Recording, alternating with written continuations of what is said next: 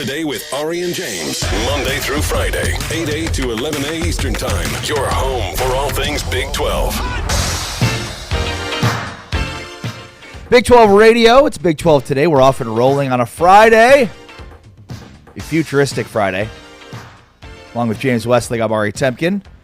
A crazy, busy weekend ahead of basketball and, of course, Big Monday as well. What's up, James? How are you? Did you have a good birthday? I had a fantastic birthday. Okay. I feel like I have been reborn. You know, we talked a little bit yesterday how New Year's Eve isn't really my reflection day or New Year's Day. It's my birthday because it comes pretty shortly after.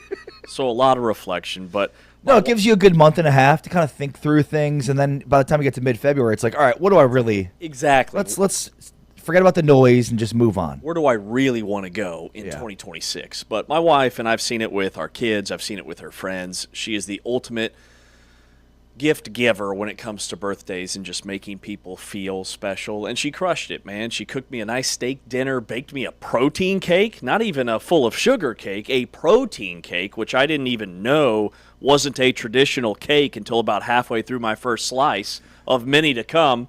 So yeah, and do you have your... Did you pound that protein cake then and then just start doing push-ups?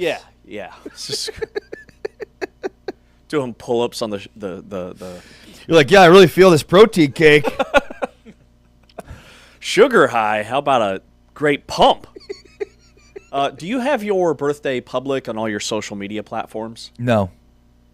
I don't want people to wish me a happy birthday on social media. Right. I mean, it is on Facebook, but I don't check Facebook or look at it. I don't think you can hide it on Facebook. Mm-hmm. You can. I can tell you that you can. Oh. Because I have done so. And it was one of the best decisions ever because you don't hear from people that you know don't really care. They're just wishing you a happy birthday because they see it on social media. Yeah. So it's really nice to just actually have a birthday with the people that truly make an impact in your life. That's awesome. So it was a great day. No, you mean the people who, and many of which I'm sure you're Facebook friends with that you don't know. Right. Writing on your Facebook wall. Which that was hot back in the day. Oh, yeah. Like, that was the big thing. I remember people would like count how many Facebook happy birthday posts they would get on their wall, and I just removed all that stuff. Yeah. So friends and family, that's all I need. I love that. So what'd you get from your wife? Let's see. She got me several things. She got me a really nice, this is going to sound, very low-key, but it's actually been a game changer on my way in, a really nice car air freshener. That's just one of those trees you hang on the mirror all willy-nilly. This thing clamps to the visor. It's very bougie. Very bougie. It's called stone or something. I don't know. What's wrong with the smell of your car? My car smells fine, but, actually, it's had better days. Okay. I go to the gym a lot. I'm just on the road a lot. I'm eating a lot in my car, so all that stuff just kind of accumulates. No, that's good. Then she got me some clothes, got me, and then the main thing was the dinner and the cake. What kind of clothes? You kind of just trailed off there. All right. I've got a whole new spring wardrobe. Okay. Are you wearing it right now? Yes. She's like, I'm going to get you one more Big 12 black polo. So. Well, wonderful. Glad you had a great birthday. I had this procedure done on my mouth, so all good. All happy to be back. Sorry I missed your birthday show, and it was a big birthday spectacular. It's fine. It's fine. It's fine. No, it's not fine. Clearly, you're upset about it. I'm devastated. But how'd everything go? You good? You good? You healthy? Healthy as a horse? Let's see. Yeah. Let's see. What does that mean? Yeah. No, we're good. Okay. Everything's good. Okay. Everything's fine. Good. No, and just like behind the scenes, I was texting with James and whatever, and just said like, hey, we should do a double date with the wives, and James gave me the whole like, yeah, well, I'll get back to you on that. Like, we'll find some time. Well, that's always the go-to. Spoiler alert, it's happening. Wow. It's happening. Okay. Yeah. All right. Eats a little bit later on. I thought this was totally like one of those like, yeah, cool, we'll figure it out, and then like never hear about it again. No, this was the perfect invite because it's enough in advance, number one. Number two, it wasn't a pressure invite. It was a genuine invite. Yeah, hey. Also, there were multiple options on the table. We can have wives. We can do no wives. We can go here. We can do lunch. We can do drinks. Well, so I think I was confusing to you because I made two different requests. First request, I'd like to take you for a birthday drink. Can we do that this weekend? Just you and I. Or the wives. It doesn't have to be. Second request, ambiguous on the date, but let's do a double date with the wives. That could be whenever. It could be this weekend. It could be next week. Can't be this weekend. It could be next weekend. It could be the weekend after. It could be a year and a half from now. Who knows? So we'll see. Open-ended, it's happening. So the double date's happening. The drink this weekend definitely not happening. Why? Okay, no. I mean, I don't know. The weekend's wide open. Okay? All right. The weekend's wide open. Wow, okay. I'm going to commit with a let's see how I feel after my Modelo's game on Saturday. Okay, I love it. Where's your game on Saturday? TCU. Oh. Yeah. I've got West Virginia and TCU, which now becomes a massive That's a massive game. Wow. In the Big 12. That's awesome. Yeah, so I'll be over in Fort Worth. Good for you. Shoot-arounds at 10 a.m., which is nice because it means I can sleep in my own bed and just drive over in the morning. It's the little things. No, that's perfect. It's perfect timing. By the way, Saturday, tomorrow, CBS Sports and TNT Sports will unveil the current top 16 seeds for the NCAA men's tournament at 11:30 Central, 12:30 Eastern time. So basically, the NCAA committee chair, Keith Gill, will be a guest on the March Madness bracket preview show tomorrow. So this will be the first unveil of the top 16. I love that they do this just to give a gauge of where everybody is at this point in time. You know, members of the media, analytics folks, our buddy Evan Miyakawa, got together, and they do this like sort of mock selection committee for members of the media, and they did that yesterday. And so it just gives, I think, members of the media an opportunity to kind of see what it's like to be a part of the selection committee. And they went ahead and did that job already, ranking the top 16 teams. In fact, they ranked the top 20. And no surprises here. Michigan 1, Duke 2, Arizona 3, Houston 4. So based on this, the Big 12 with 2 1 seeds. And then Iowa State 5, UConn 6, Purdue 7. So 3 of the top 5 are Big 12 teams. Yeah. Kansas is 9, Purdue 8, Florida 10, Nebraska 11, Gonzaga 12, Michigan State 13, Alabama 14, Arkansas 15, Virginia 16. I'm going to stop right there. That's the top 16. They then had Vandy, St. John's, Tennessee, Louisville through 17 through 20. Mm-hmm. Where's Texas Tech? Yeah. That's the first thing that stood out to me, is that Texas Tech does not crack not only the projected top 16, but they don't crack the projected top 20. Correct me if I'm wrong here. Should this have to do mostly with what you've done as opposed to what you can do potentially in the future? Because I understand the JT Toppin injury hangs and looms large here, and I get it. It's huge and it sucks. It sucks. I wasn't on the show yesterday when you guys were talking about it. It sucks. You hate it. Texas Tech was hurt last year going to the tournament too, and so they just had a string of bad luck here.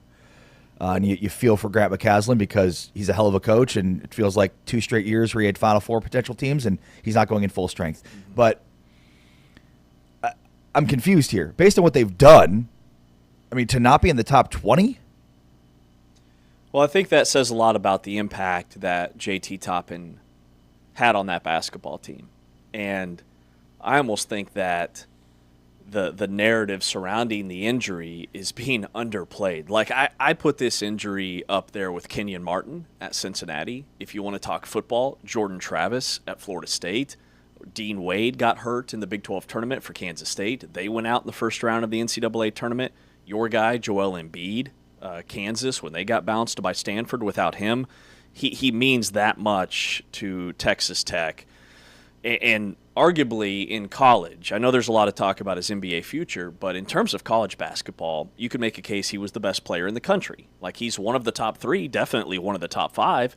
Yeah. So to me, I see the angle that Texas Tech has 7 quad 1 wins. They have wins over Duke and wins over Arizona and wins over Houston.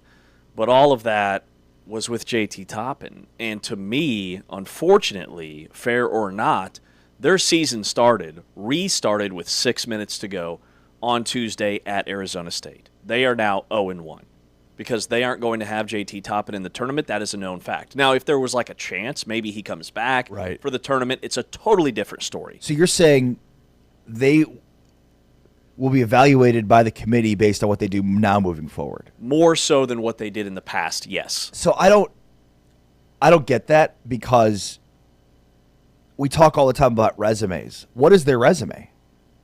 And I think this matters because they should be a top 4 seed based on their resume. And this says they're not going to be. I guess the 16 would be top 4 seeds. Top 4 seeds. And 20 would be the 5 seed. So are they not going to make the tournament then? Like, no. I guess I'm confused.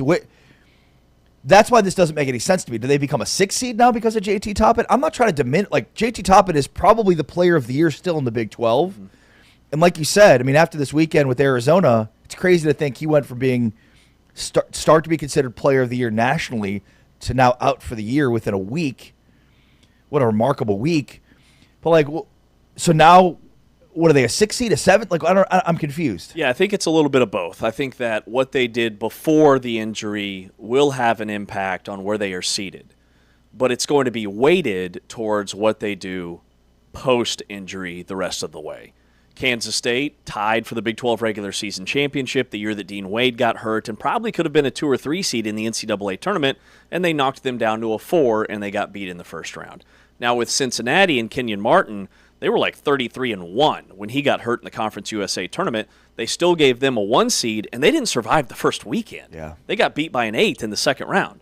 With Florida State getting left out of the college football playoff, they go without Travis and get destroyed in their bowl game. So unfortunately, the evidence and what we have seen in the past is that these injuries do have a significant impact. So I think it's weighted. I think it's going to be like 85% what they do the rest of the way, 15% what they did pre-JT Toppin, because there were still 12 other guys on the floor for Texas Tech that had an impact in those games.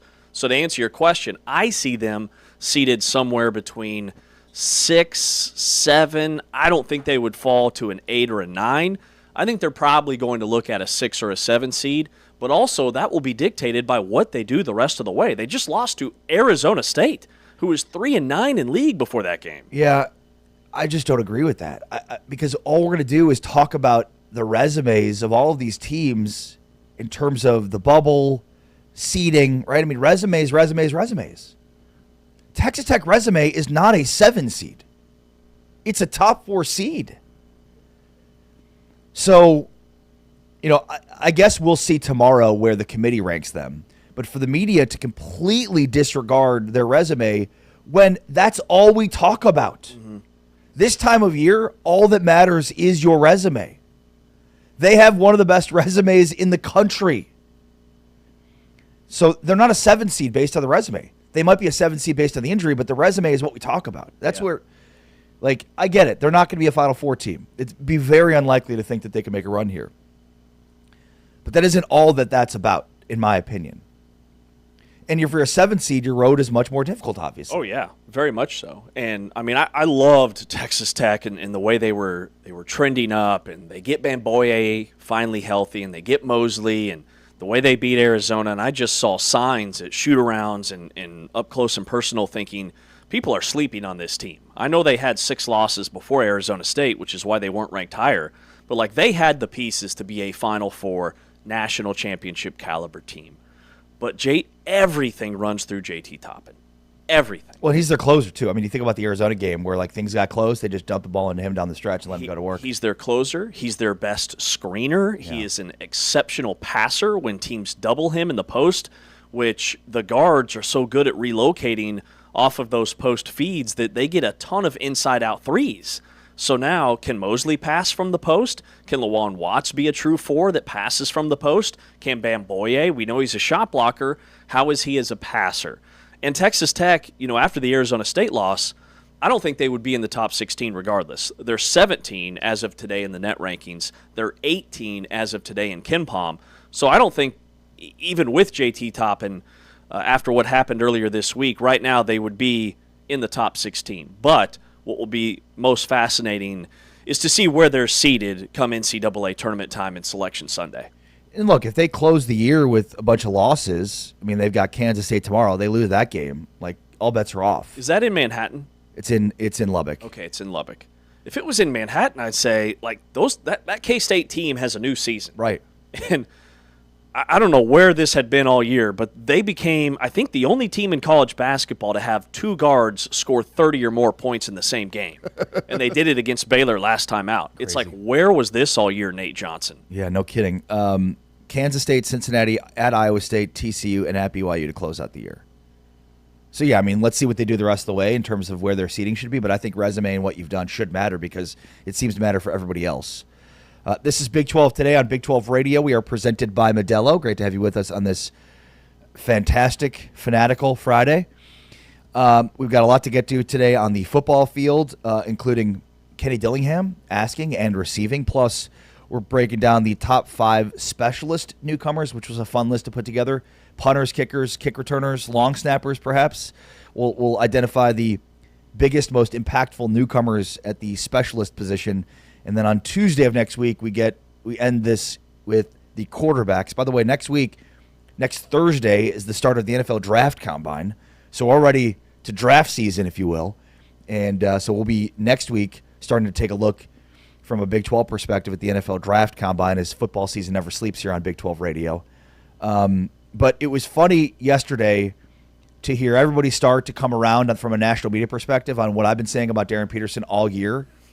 You know, if you remember early in the year, maybe I was too early on it, but even Taman, our producer, T-Chains, was like, it's so early in the season. It's just November. You're complaining about Darren Peterson already. Well, the national media has finally caught up to it. And, I mean, can we hear Stephen A. Smith here? Let's hear Stephen A. Smith yesterday on his show. There is no team in hell that should grab Darren Peterson, number 1. You cannot do it. The first ability is availability. And my brother, Darren Peterson, I hope you watching because I'm talking directly to him and whoever his family members, his inner circle, whatever, whoever they are. What the hell is going on? You are a college player. There's 24, 25 games. He's already missed about 11 or 12 games. You pull yourself out? You made a J and then looked at the coach. I want to get out of here. And it ain't the first time he's done it. And these games that he's missing, cramps? Flu? What? I can't believe what I'm seeing from this guy. This guy is a sensational player. Talent-wise, I'm an A.J. DeBonza fan. Talent-wise, though, I understand why everybody's looking at Darren Peterson and saying that brother is something special. He could be number 1. This is business. I can't trust him. I cannot. I'm looking at him on the camera. You cannot be trusted. I mean, Jay Williams, this made the rounds yesterday. And, you know, it's again funny that, like, finally the national media's caught up to this. I can't imagine, you know, this doesn't add a ton more pressure to this kid's plate. You know, and look, I mean, this isn't something new. We've been watching this all year. I think when we talked with Shreyas Latta, we talked with people that have covered this story, and they've been around it. I mean, Tyshawn Taylor is around him, and he's a dog, right? So I would think Tyshawn would call him out if there was something there. Like, they're all indicating he does have some semblance of an injury or has injuries, and these are things he's overcoming. What I thought was really interesting on this is there's 2 parts to this. The first part is, like, the draft status piece. And I think you and I both said he's probably still going to be the number 1 pick, but we'll see. Ricky O'Donnell, who does a great job in covering college basketball for SB Nation, wrote a piece that basically looked sort of analytically at his season. And the thing on Peterson coming into this year was, you know, he's a great scorer, but he's also a great facilitator and a great defender. Like, that's the deal with Darren Peterson. All-around player. Plus defense, plus distributor, plus scorer.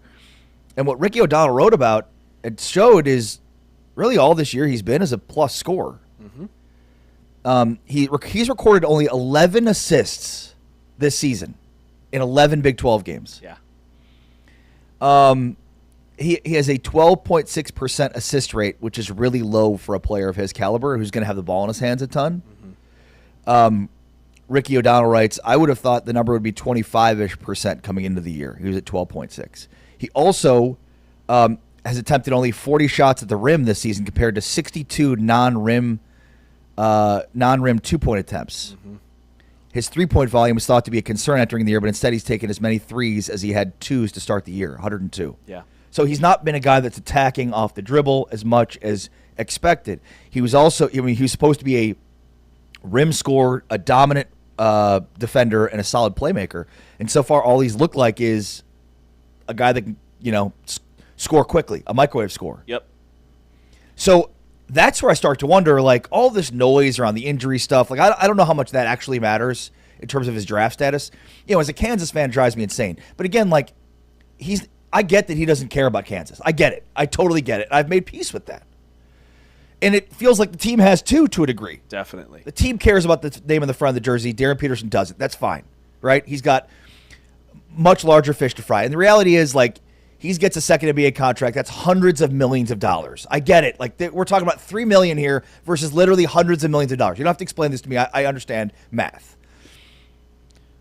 But I do wonder, like, this stuff on the floor, is that impacting his draft status? Has his inability to, like, is the injury rest stuff, whatever it is, and I think it's a mix of both, had such an impact on his game that it could impact his ability to be first overall? Because he is not as good of a player as he was expected to be, which actually sounds kind of funny because he has been a elite scorer, but he's not scoring at the rim as much as he was expected to be. He's not as good of a defender as he's been expected to be, and he has not been a facilitator. 11 assists in 11 Big 12 games. Yeah, and I think there's two different, things to unpack. Number one, his draft stock, his status.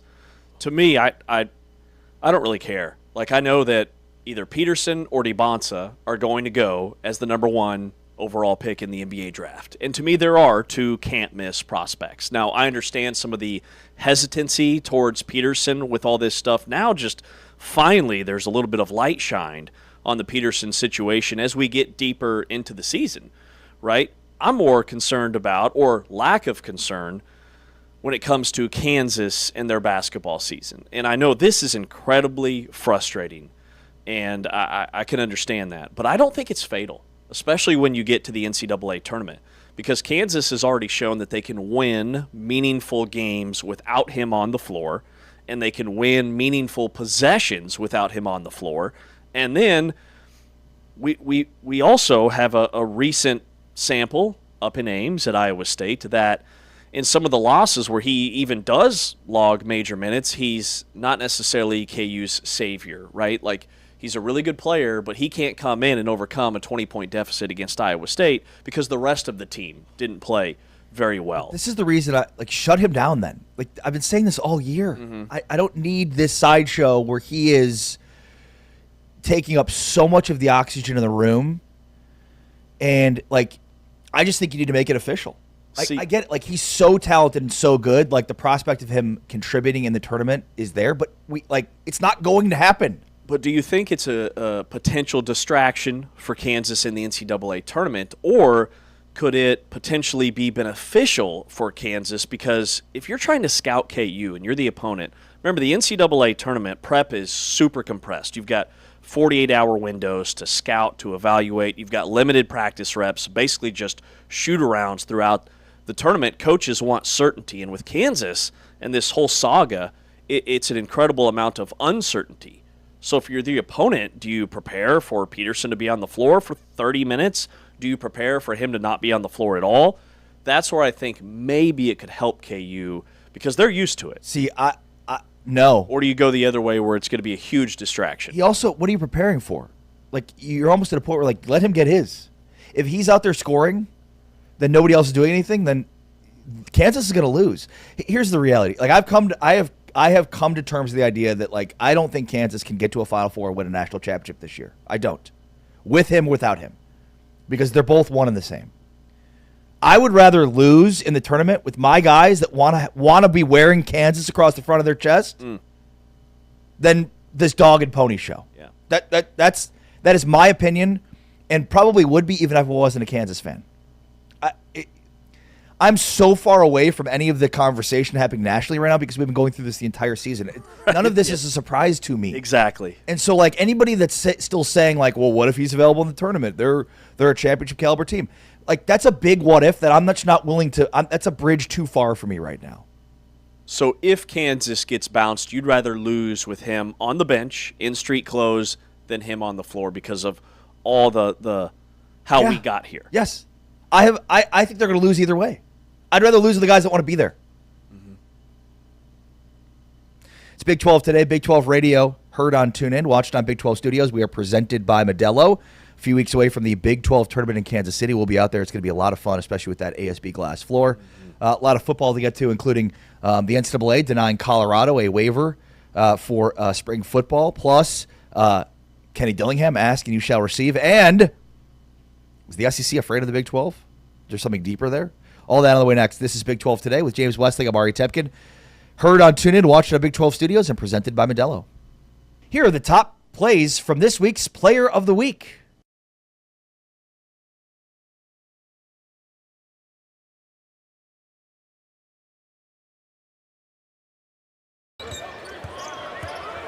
Sheik's got Toppin defending in the lane. That ball tipped by Toppin.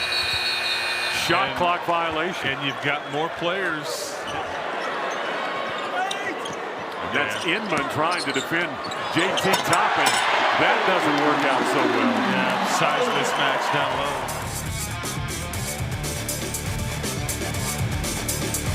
But a lot of it is because of what you've seen. I think that's the 8th or 9th block for the Red Raiders tonight, mostly due to JT Toppin and Luke Bamboye. And oh, by the way, JT Toppin can do that too. Well, back to JT Toppin. Look out inside Hargreaves. He's not going to stop that. And Toppin scores again. You just can't stop. Well, Ifala stayed outside to cut off Atwell, and there's no one defending JT Toppin. Yeah, that's right. Again, one thing JT Toppin doesn't get credit for, he's a great screener. Strong drive by Karchenkov, but met at the rim by Toppin. Great stuff, and we reminisced a little bit about it with Grant McCaslin before the game. It bounces to Toppin, and he slams it home to get the Red Raiders back within 2. Toppin and Awaka again. Toppin wins. Boy, Lawan Watts made a really nice drop-off pass to Toppin.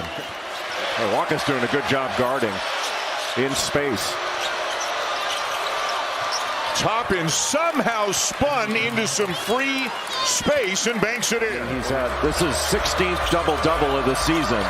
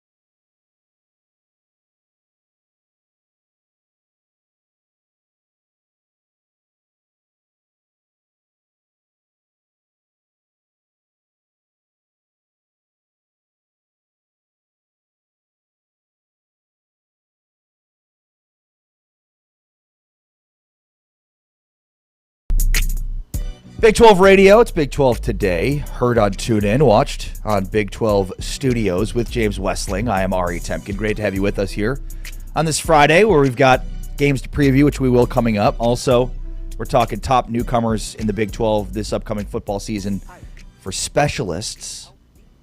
So punters, kickers, kick returners, punt returners. Which, when we put this list together, I don't know about you, but I was shocked by how many teams have overhauled their special teams. Yeah. There are a lot of newcomers at the kicker position, at the punter position. Not so much in terms of return specialists, but definitely just like kickers make a difference. And I think Iowa State and what Luke Conradi did last year and the kicker down at Houston that had 2 walk-off field goals says a lot about the importance of the position because there are some really quality place kickers coming in this conference. Well, and it's interesting, too, because, like, the group of 5 is not going to have, like, one of the top players at certain positions in the country. Like, you know what I mean? They're just not going to have, like, the best pass rusher in the country or top 5 pass rushers. But when you look at some of these guys at the punter position, like, yeah, they're like Louisiana Tech apparently had like one of the best punters in the country. So it's it's interesting to track this all down. A lot to get to in football because there's certainly some news, James, including a couple of SEC schools that have now canceled future agreements with Big 12 schools, including Texas most recently canceling their home and home with Arizona State. Arizona State has since gotten Stanford on the calendar now, so they've replaced Texas with Stanford. Mississippi State has also canceled its planned home and home series with Texas Tech in 2028-2029. What do you think's happening here, James?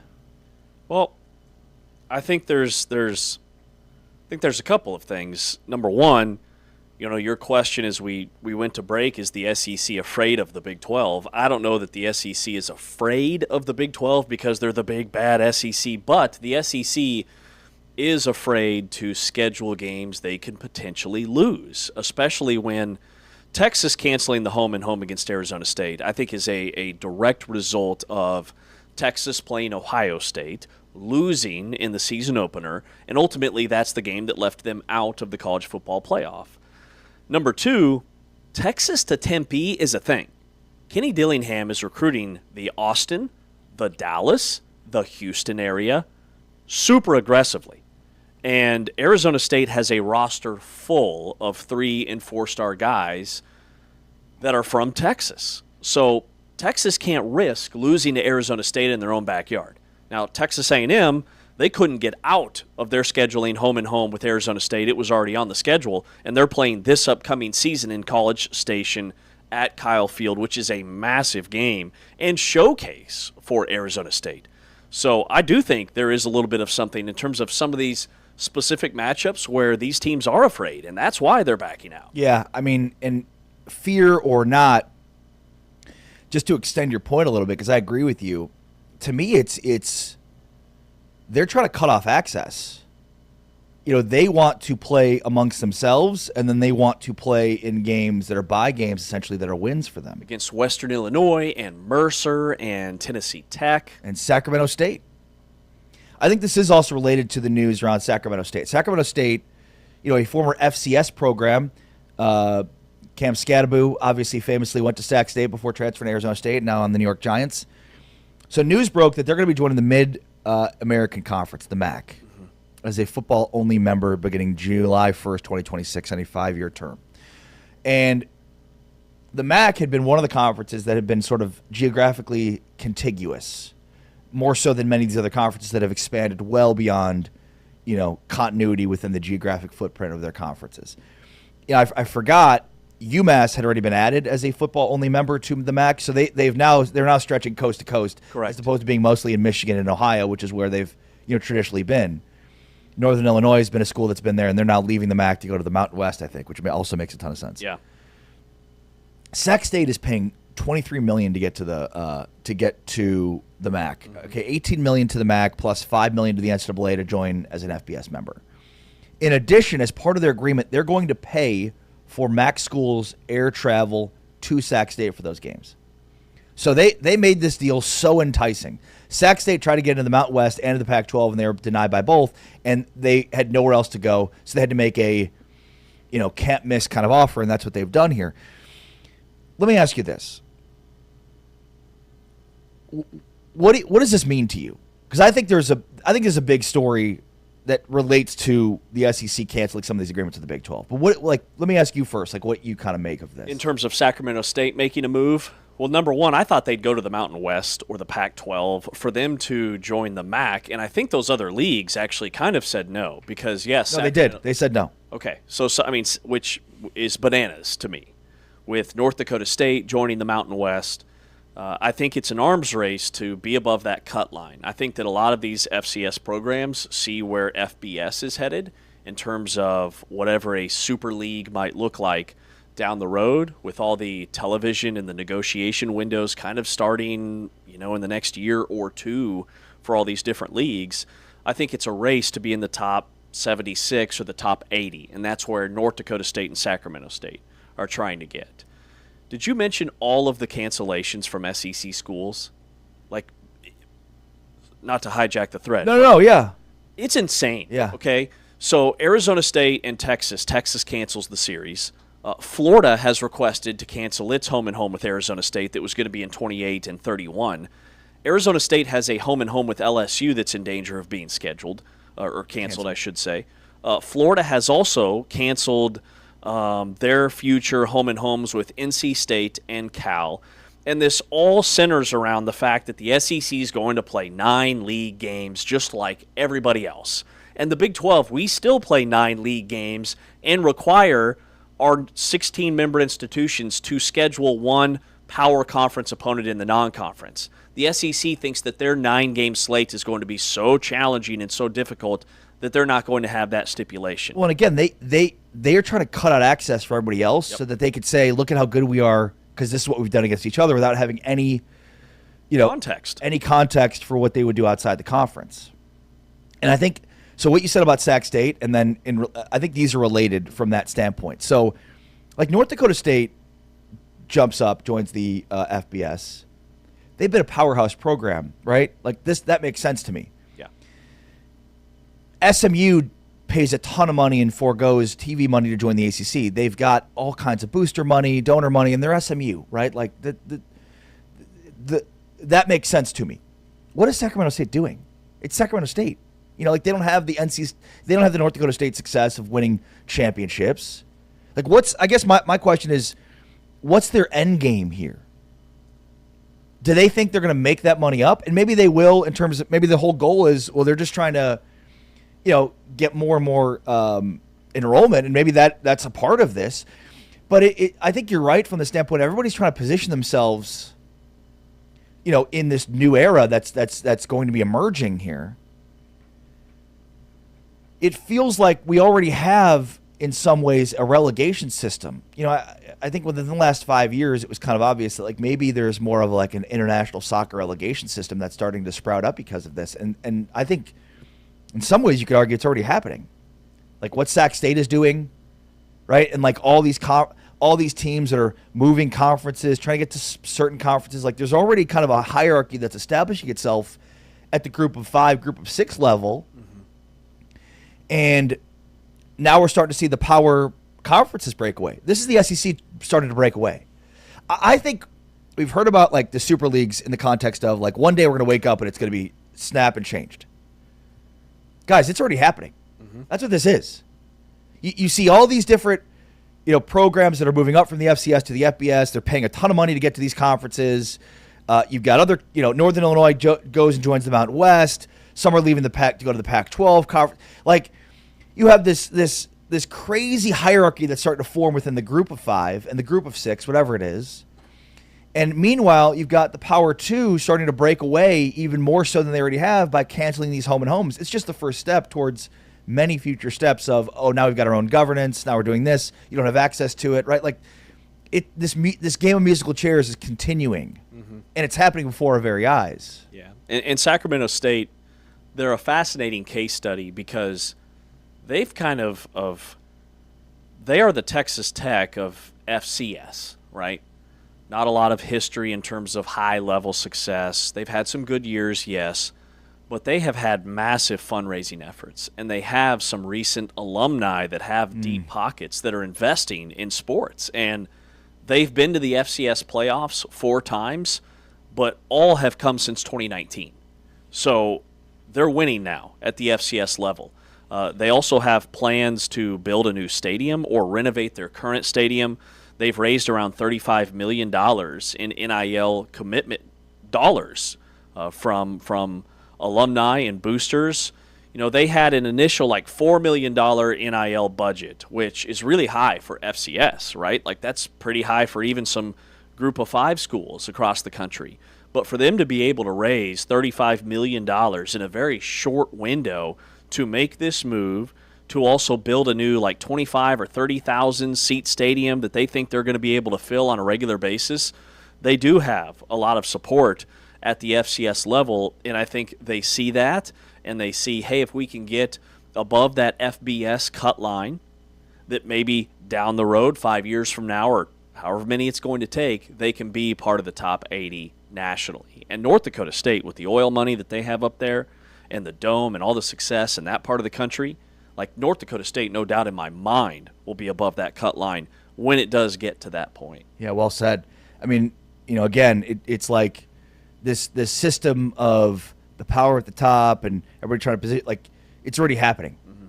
It's not going to be just a flip that switched suddenly, and you know, it's moving more and more towards that type of consolidation. And I think the SEC making this move, I mean, this is clearly a concerted effort that came from the head of the SEC, Greg Sankey, saying let's shut everybody out, let's close ourselves in, let's take our non-conference games, let's do 3 out-of-conference games that don't matter. And then let's tell everybody that we're still the SEC. We're still the big bad behemoth that is in college football, despite 3 years of a lack of success that shows the opposite. They had 6 teams in the playoff this year. They didn't make it to the championship game. Yep. It's pathetic. And how many more years of that will it take for the narrative to pivot? I think it's already started to a certain degree. That's where the rubber meets the road here, because remember, they're in control. Yep. They're in control, and everybody else is up against ESPN. They are in bed, ESPN and the SEC, together as one. And so ESPN's, it's not a coincidence to me that BYU and was it BYU and Miami maybe were left off a late season ESPN graphic in game that was on all of their high profile matchups, talking about the college football bubble. Like that just, yep. It was teams 10 through 15, and the one team omitted was BYU. That is by design. That's not just a mistake that happened by a producer. And like Mississippi State canceling their home-and-home series with Texas Tech, that's a game that another cancellation for the SEC. And that one I would say means more to Mississippi State than it is to Texas Tech. Like, you're Mississippi State. Like, come on. Right. Like, you're right. Like, you're just an SEC school in name alone. That's James Wesley. I'm Ari Tepkin. This is Big 12 Today on Big 12 Radio, presented by Modelo. More on football coming up, including our top 5 newcomers at Specialist. Plus, also, Deion gets denied a waiver for joint practices with Syracuse. We'll get into that, what that means, all coming up. On the way next, so let's take a look at this weekend slate of Big 12 basketball games. And let's also talk kill shots. That's next. With James Wesley, I'm Ari Tepkin. It's Big 12 Today, presented by Modelo. Heard on TuneIn. Watched on Big 12 Studios. Here are the top plays from this week's Player of the Week.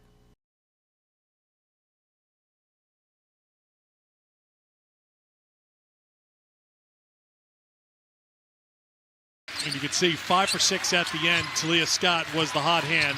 She had 16 points, 13 coming in the quarter, and she joined the 1,000-point club. Olivia Miles. And Olivia Miles has been reigning. Mark Campbell making all these set calls right now. When you're hot, you're hot. Here's Miles. Jess, what was happening in that TCU timeout? So I just listened to TCU's huddle, and Coach Campbell said, Watch Suarez just setting that screen and then rolling because of the switch there.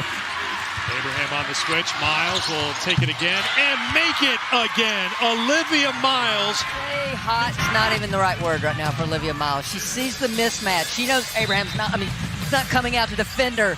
She just measures up and she's got 20 in the quarter. Step back for 23. Unbelievable performance, and look at the smile. Miles, what a show. Well, she's just measuring it up, and she knows she needs a little bit extra distance, so they'll slide dribble. 5 on the shot clock. Miles with the handle. Miles with the step back. Miles with the three. With 2:20 to go in the second quarter. Both teams just bringing it on the defensive end. You notice how hard that possession was for Olivia Miles throughout the entire possession. A 9-point ball game. They can use this clock to their advantage. Miles going to work and getting the hometown roll. She makes that look so easy. She attacks screen. She rejects the high ball screen right there.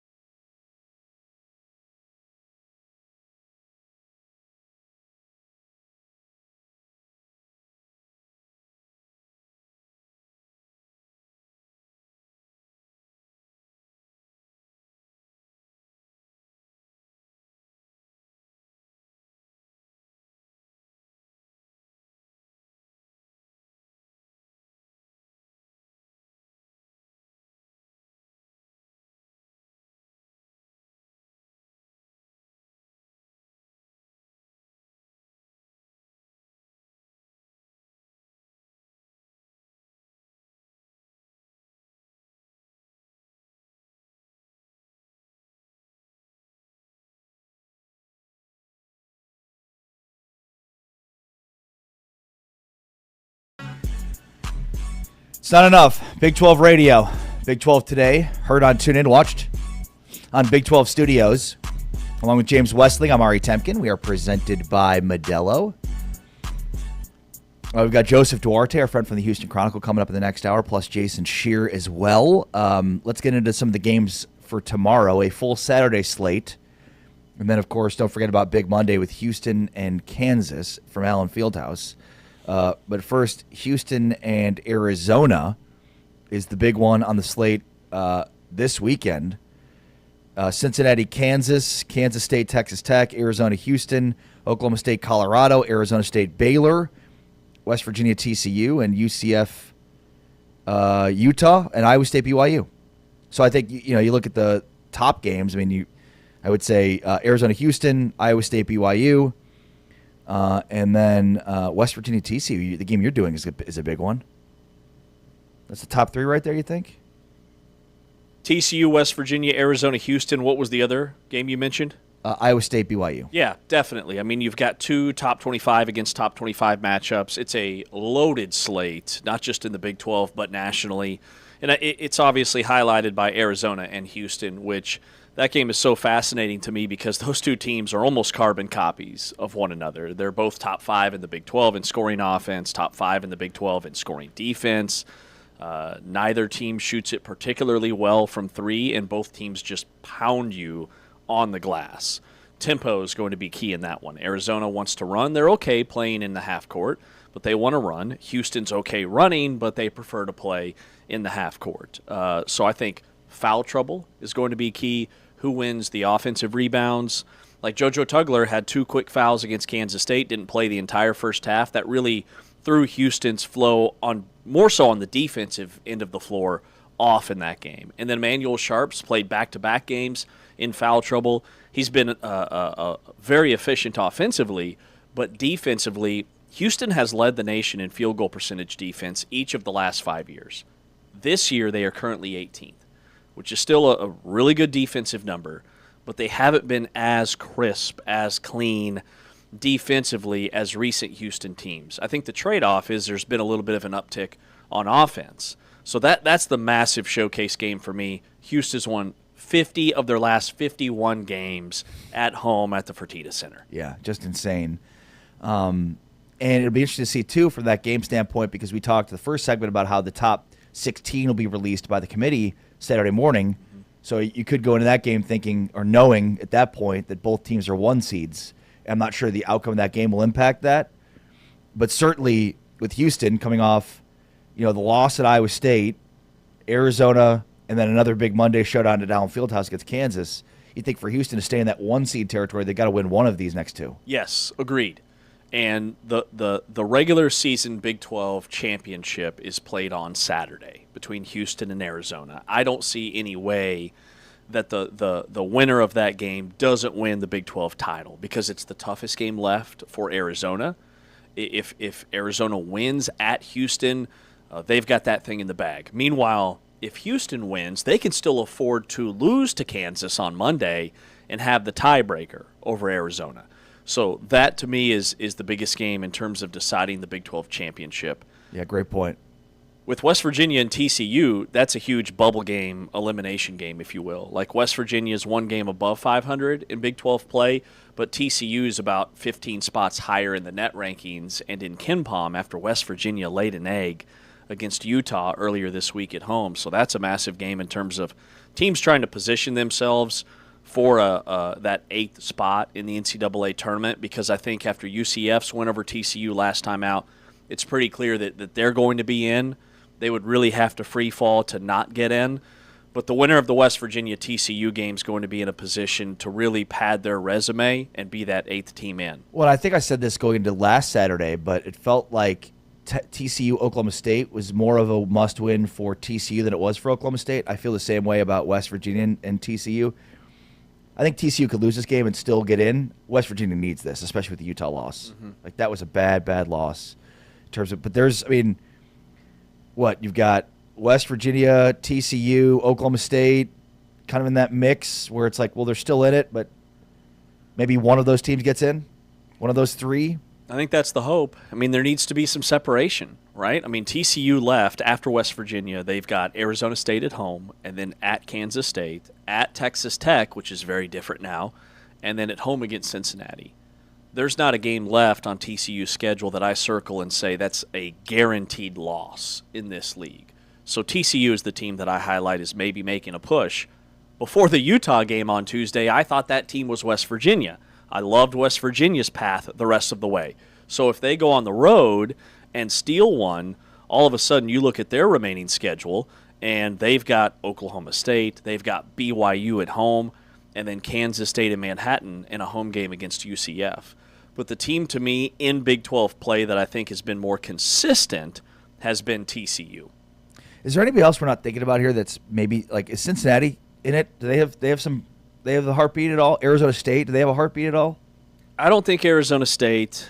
I think Baylor just has too many losses, even though they're still top 50 in the net. Cincinnati is interesting to me. Cincinnati is just 1-9, though, in quad 1 games. they have to have some more quad 1 wins down the stretch. But the analytics like KenPom, and they're number 63 in the net, just one spot below West Virginia. In the KenPom ratings, Cincinnati's top 50. They're number 11 in the country in defensive efficiency rating.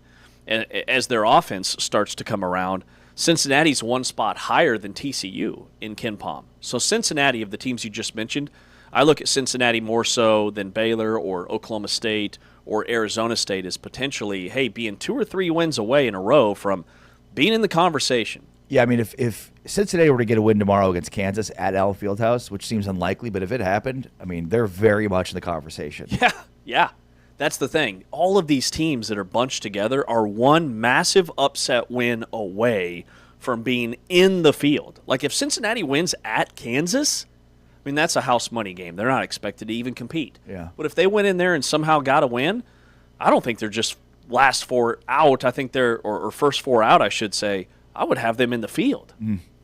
That's James Wesley. I'm Ari Temkin. It's Big 12 today on Big 12 Radio, presented by Modelo. All right, let's talk kill shots next. Plus, want to get into the Colorado spring practice and Kenny Dillingham's asking and receiving. That's all coming up. This is Big 12 today, presented by Modelo. Heard on TuneIn, watched on Big 12 Studios. Here are the top plays from this week's Newcomer of the Week.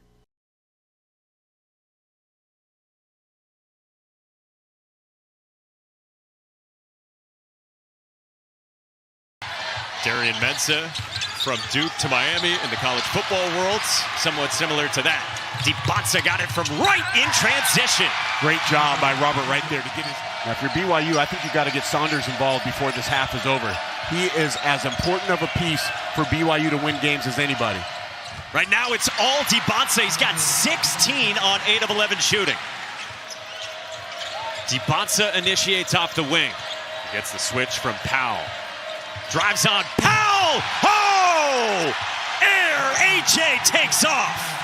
AJ DiBanza is, okay, even before this play started, okay, he runs a little Iverson cut, but he had the 2 BYU. Yesufu can't stop smiling as he was hanging in the air when he fired that pass. DiBanza, oh, he spins one home. Come on, man. What can't he do? This line nearly gets shut off. Look, the hesitation, the crossover. Look how low he gets. Then the physicality that he plays with.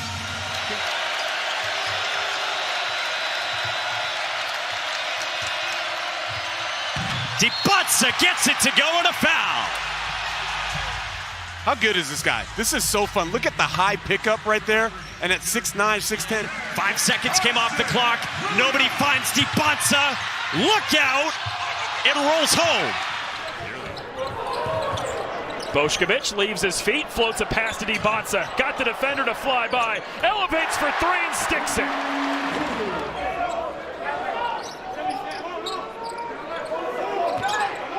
DiBanza bumped off his path, fades away from 15 and rattles it in.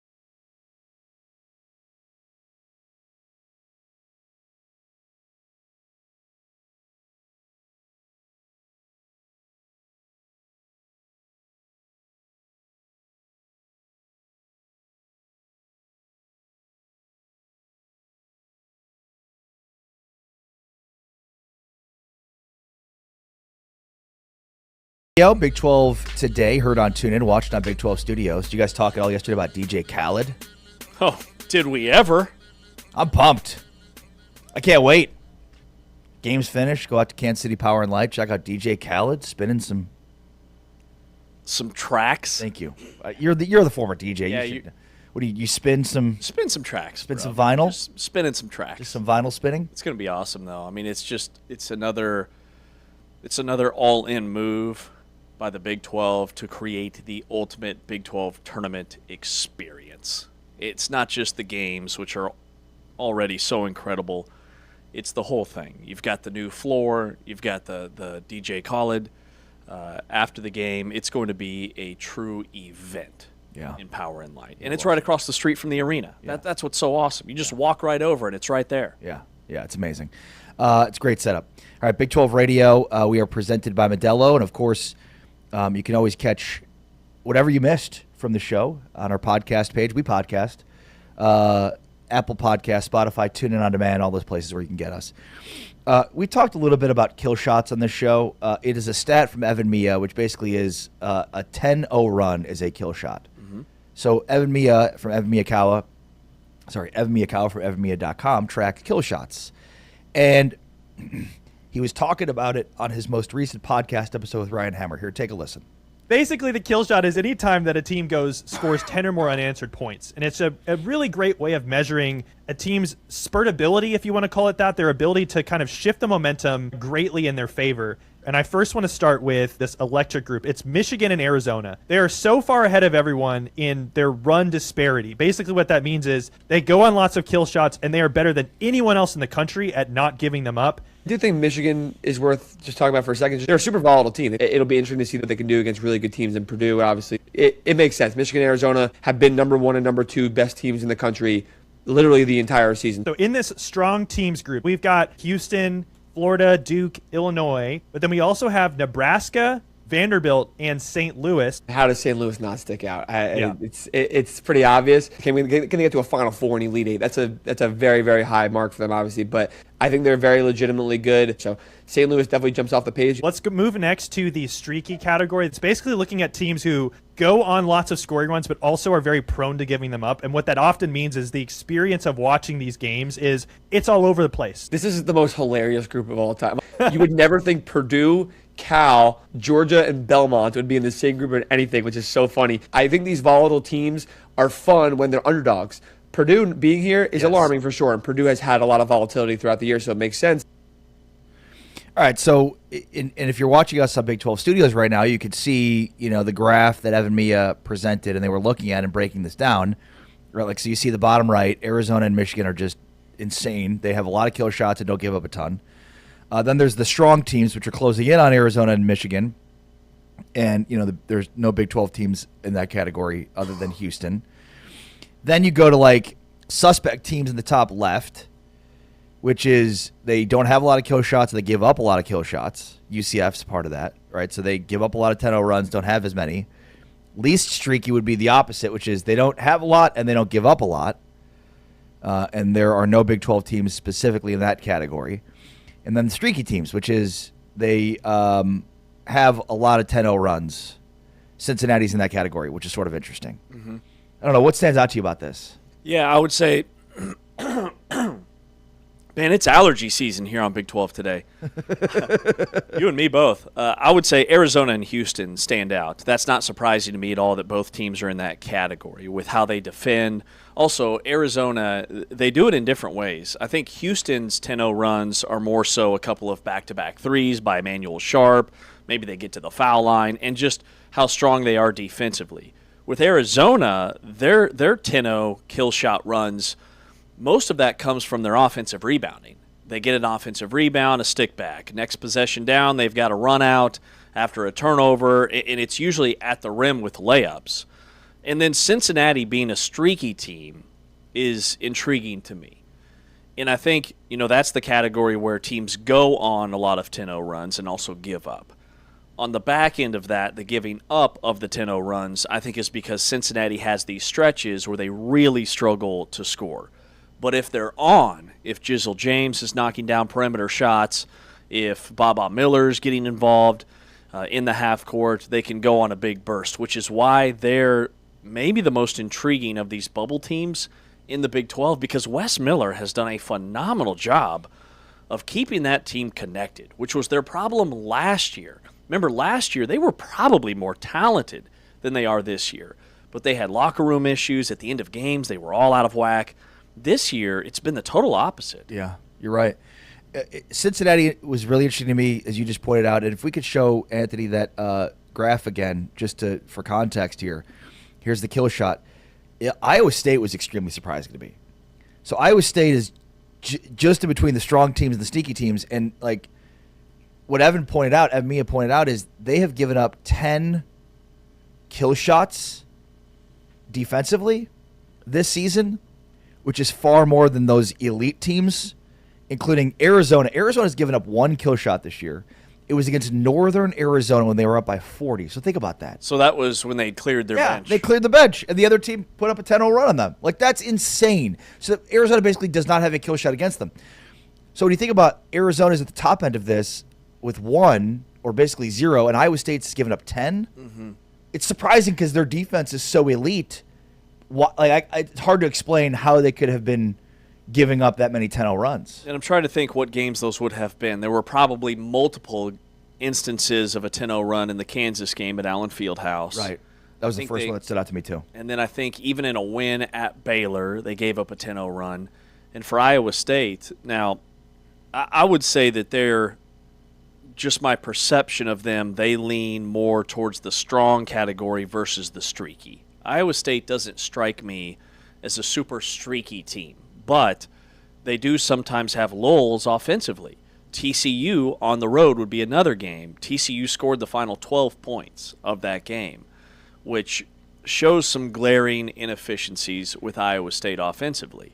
But with that said, when they're on, when Momcilovic is knocking down shots, when they get a lift from Heisey or Bateman or Keelan Torrey, who are very capable three-point shooters, they just don't take a lot, they're a very different basketball team. And I think this is informative for the tournament because, and look, obviously this will still have movement over the course of the rest of the season, but I don't have to explain why the electric teams are going to be good in postseason play, but it feels like the streaky teams, there's going to be a team in there that's going to have a run, that's going to be a surprise run as an 8-9 seed.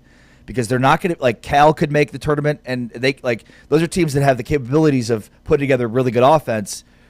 Now they have the capabilities of going the other way, but there's a luck factor that could play in their favor when it comes to the tournament. And the other one is least streaky, which is those are consistently good defensive teams that while they don't go on 10-0 runs, if they have a lead late in a tournament game, they're going to win that game. Mm-hmm.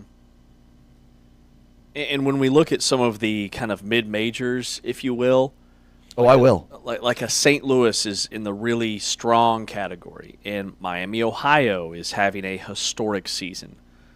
But I'll believe it when I see it in the postseason, in this new modern NIL portal era. Because I'm not convinced that a St. Louis or a Tulsa, who's having a really nice year in the American, or a St. Mary's or a Miami, Ohio, I'm not convinced that those teams are as strong as some recent mid-majors that have had incredible runs in the NCAA tournament because of the gap that we saw in last year's NCAA tournament. Remember the best mid-major last year that everybody loved was, UC San Diego? A ton of people had. That was a flashy pick to have them beat Michigan in the first round, and Michigan, I think, led wire to wire, if memory serves me correct. There just weren't a lot of first or second round upsets last year. Yeah. To me, SLU is the one. But you're right. I think, if you're looking for a mid-major, we might be in a new era where mid-majors have such a difficult time in breaking through. All right, that's James Wesley. I'm Ari Temkin. It's Big 12 today at Big 12 Radio. We are 10 minutes away from visiting with Joseph Duarte of the Houston Chronicle as Houston plays Arizona at home on Saturday and then Kansas at Allen Fieldhouse on Big Monday. But we talked earlier this week about money as it pertains to Big 12 schools and access to it. We talked about Colorado and some of Deion's comments and maybe Deion needs to be a little bit more front and center with donors in order to bring a group together to get that money like Kenny Dillingham did. Kenny Dillingham after last season and went on, talk shows and was basically lobbying for money. We need some boosters. I mean, he went very publicly and said, like, we're trying to build a practice facility. We need somebody to stroke a $20 million check. And look, in Phoenix, we've got that. That's basically what he said. Well, lo and behold, somebody did that. Here's Kenny Dillingham on the radio on Arizona Sports this week. I think today we released the renderings for the new indoor, the up-to-date renderings. I know it got approved. Nice. I went on a rant about a 8-figure donor one day, and who's stroking that check. Yeah, we got somebody very close to that to help with the indoor already. Somebody who's not naturally associated with the program, but somebody associated with the Valley for that indoor. So that's trending in the right direction. That got approved for the indoor. It's going to be one of the largest indoors in the country. It's going to have a 50-yard football field and a 100-yard field with 2 indoors in one indoor. So it's about 180 to 190-yard indoor facility, which is going to be unbelievable for the football team and for the tailgating and the fun and the experience. Maybe able to host youth football championship games in there because you have your practice field to warm up. Like, there's so many different things that we're going to be able to do with this. I expect it to be fun. Yes. I expect people to show up to have air conditioning in September and October at 2 in the afternoon. And I expect it to be, like I want to say, it's a mix between tailgating and sports barring. Can we create, which is kind of what the Waste Management Open is you're kind of mixing tailgating and sports barring together. How can we create that mixture of tailgating and sports barring at the same time, because it's air conditioned, in a place where you can bring friends, family, and it's kind of the place to be. Like, that's where you gather on Saturdays, to watch football, and then you go out and you watch the football game. Okay. I love Kenny Dillingham. Basically, amazing. He's just describing an indoor practice facility that on game days will become an indoor tailgating experience. I cannot wait to go see that, by the way. You and I are going to be tailgating our rear ends off with Modelo's up the wazoo. So we know Kenny Dillingham can coach football. What we didn't know is that he's a regular P.T. Barnum, if that reference still holds. I mean, so he lobbied, right? He went on the radio and was like, we need somebody to stroke a check. Yep. We need a $20 million check. And we live in Phoenix. There's tons of money here. Somebody can do it. And somebody did it. And I think out of that minute and a half thing we just heard from Kenny, and if you're watching us on Big 12 Studios, Anthony is killing it today. Anthony Smith, our producer with Big 12 Studios, has got all these great graphics up. You can see the renderings. It looks amazing. It's an indoor-outdoor. He mentioned, Kenny, on that radio interview, there's like a 50-yard field and a 100-yard field, inside, outside. It's insane. But I think out of that clip we just heard from Kenny, the most important thing he said was it's a guy that's not been associated with Arizona State but is associated with the Valley. That is exactly what every school in the Big 12 needs to be looking at. You need to turn over every rock. And look, do you have access to the billionaires in Manhattan, Kansas you do in Phoenix, Arizona? Right. Do you have access to the billionaires in Ames, Iowa you do in Phoenix? No, right? But I think the point still remains. There are probably people associated with your program, associated with your area, associated with your state that have a pride enough in that and have the money and resources in order to stroke, quote unquote, these checks. And that to me is the biggest part of this. Arizona State has needed this for so long, and they needed a coach to basically go out publicly and beg for it. And I would have never thought that was a good idea, but Kenny Dillingham is proving how good of an idea it is. Right. And what's unique about Coach Dillingham is just his transparency about how important NIL is. He is the ultimate fundraiser. He is Arizona State's #1 football fundraiser because he's not afraid to go public with the, hey, we need somebody to cut a $20 million check. And sure enough, it circulates and somebody cuts a $20 million check. The indoor practice facility that we just saw looks amazing. And what you couldn't see is that it's kind of catty corner from their actual stadium. So it's real close walking proximity. It also just kind of hit me how behind Arizona State was when it comes to their stadium's awesome, but their facilities, I mean, Cincinnati has a brand new practice facility. The Womble Center in Lubbock is new and shiny. BYU's got facilities out the wazoo. Kansas State has their new practice facility where the old parking lot on the east side used to be. Kansas and all of their renovations. Arizona State needed this to keep up with the Joneses in the Big 12. And what makes it a little bit different is the sports barring, going all in on the sports barring, which takes your indoor practice facility and creates a tailgating environment that a lot of these other schools could follow. Cincinnati's new practice facility is right next door to the football stadium. Same thing in Manhattan and Kansas State, and their practice facility being right there in the parking lot. There's a lot of schools that it'll be interesting to see, hey, that's a good idea. Maybe we should do that. Maybe instead of eliminating some of the tailgating space, we create a new tailgating space like they're going to in Tempe. Yeah, great idea. Great. Completely agree there. All right, Big 12 Today, Big 12 Radio, presented by Modelo, heard on TuneIn, watched on Big 12 Studios.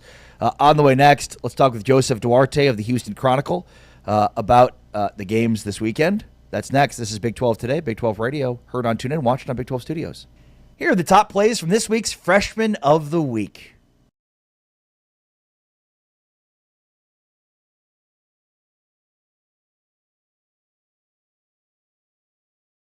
I think the biggest thing is embracing the physicality. They've got to play the game without fouling, and more than anything, this is a huge part of what Kansas does. They have got to win the free throw line battle. A high margin when you compare what Samaya Nichols does as the nation's leader in free throws and Jalea Davis. That is a big part of what this Kansas offense relies on. Well, Libby Fandel, after making a good play defensively, brings it up. They get it down low again. Fritz can't come up with it. L. Evans does, out of Edwardsville, Illinois. Spent some time at North Dakota State. Inside to Davis.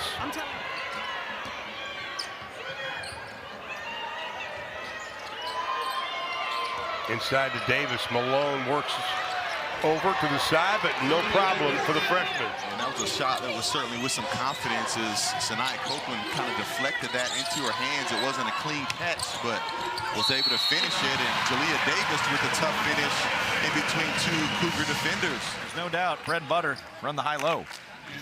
Yeah, she's going to see that all game. Copeland looking inside, always looking that first option down low, and Davis got it. The basketball there, two defenders, and a foul. Such a good heads-up play here. You know, when you see the high-low action from post to post. It's it to Canessa. L. Evans, top of the circle three. Williams tracks down the second chance. Inside to Davis, three pink jerseys, and the and one. Finished by Jalea Davis, as you had mentioned there. Three pink jerseys around her, and Jalea Davis.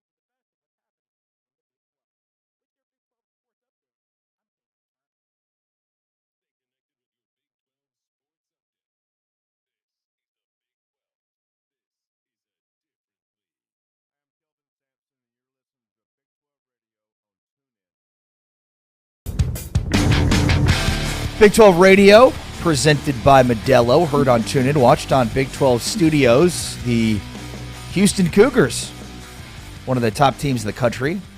They just lost at Iowa State, but have Arizona at home on Saturday and then Kansas on Big Monday. So a huge stretch for Houston. Let's talk with Joseph Duarte from the Houston Chronicle here on Big 12 Radio. Joe, how are you? Hey, good morning. Great to see you. Great to be with you as always. It's a tough stretch here. Yeah. Not easy for Houston. Life in the Big 12. It's you could. What do they do? They put the line and you can just insert school. I mean, you could do that for just about any school in the conference. But yeah, Houston's got went back and tried to look at some historical stuff. This is the first time they've ever played 3 straight top 10 teams in a row, and this is just the 4th time that they played 3 ranked teams at any point in a row. So yeah, so you kind of, what is the phrase? You jump out of the frying pan and into the fryer. So you get man, my days are running so close. You get Iowa State on a Monday, you get Arizona on a Saturday, and then you get on a plane Sunday and go to Lawrence. So that's pretty tough. Joseph, how much do you think Houston has been impacted by some of the recent foul trouble? Like JoJo Tugler had 2 fouls in the first 2 minutes against K-State. Emmanuel Sharp fouled out, and then I think he got close to fouling out against Iowa State. Has that kind of thrown off Houston's rhythm? Is that something to keep an eye on? Well, with Tugler, it's been a pretty much a season-long deal. I mean, he kind of finds himself. He had a nice little stretch there for a while. I don't know if you've heard Kelvin on this, but Kelvin has a granddaughter who's 7, and she's really invested in the team, likes JoJo. And she's like, JoJo, she's worried about JoJo's foul problems. And he didn't play the other night, and she basically said, what was wrong with JoJo? Did he get in foul trouble again? So everybody's following the foul situation at Houston, even the kids. And, Emmanuel sat about 11 minutes in Iowa State, and it disrupts things. They don't have their bench. They only go to a certain number of guys. Khalifa Sacco got into some foul trouble, had him out of the game for a while, Ramon Walker. So, yeah, it starts to add up, guys, because when you don't have the bodies or at least the rotation that you're used to, it throws things out of whack. And this isn't a team that we've seen that has an abundance of scores. So when you take out, one of your top 2, you're going to run into a situation like you ran against Iowa State. But, Tugler's, to me, if anybody's going to get into foul trouble or needs to stay out of it, he's the guy that you cannot have on. You have to have him on the floor. You saw it in the Duke game last year. In the championship game against Florida. There were some other games. They've got to get guys to stay on the floor, and, whether it's over-aggressiveness, maybe some ticky-tack calls, got to be mindful about that because it could really throw things for a loop in big games. It's so interesting, Joseph. I don't know that we expected this team to be this much different than last year's team, given the constitution of the team. But it feels like it's just such a different team than last year's team. I mean, it is. I mean, one, you get down here, you get spoiled with the success. So you're like, okay, they're going to bring in some new players. It's going to be the same. Well, that's not how it works. Right. And the biggest difference is they've got 2 freshmen starting, and that's never been the case at Houston and really throughout Kelvin Sampson's career. But I was looking at the numbers. There are some things that they're still very much Houston-like. With the allowing, it's about 60 points a game. Defensively, they start slow, then they build up, and by March, it's like, hey, this is the Houston defense you're used to.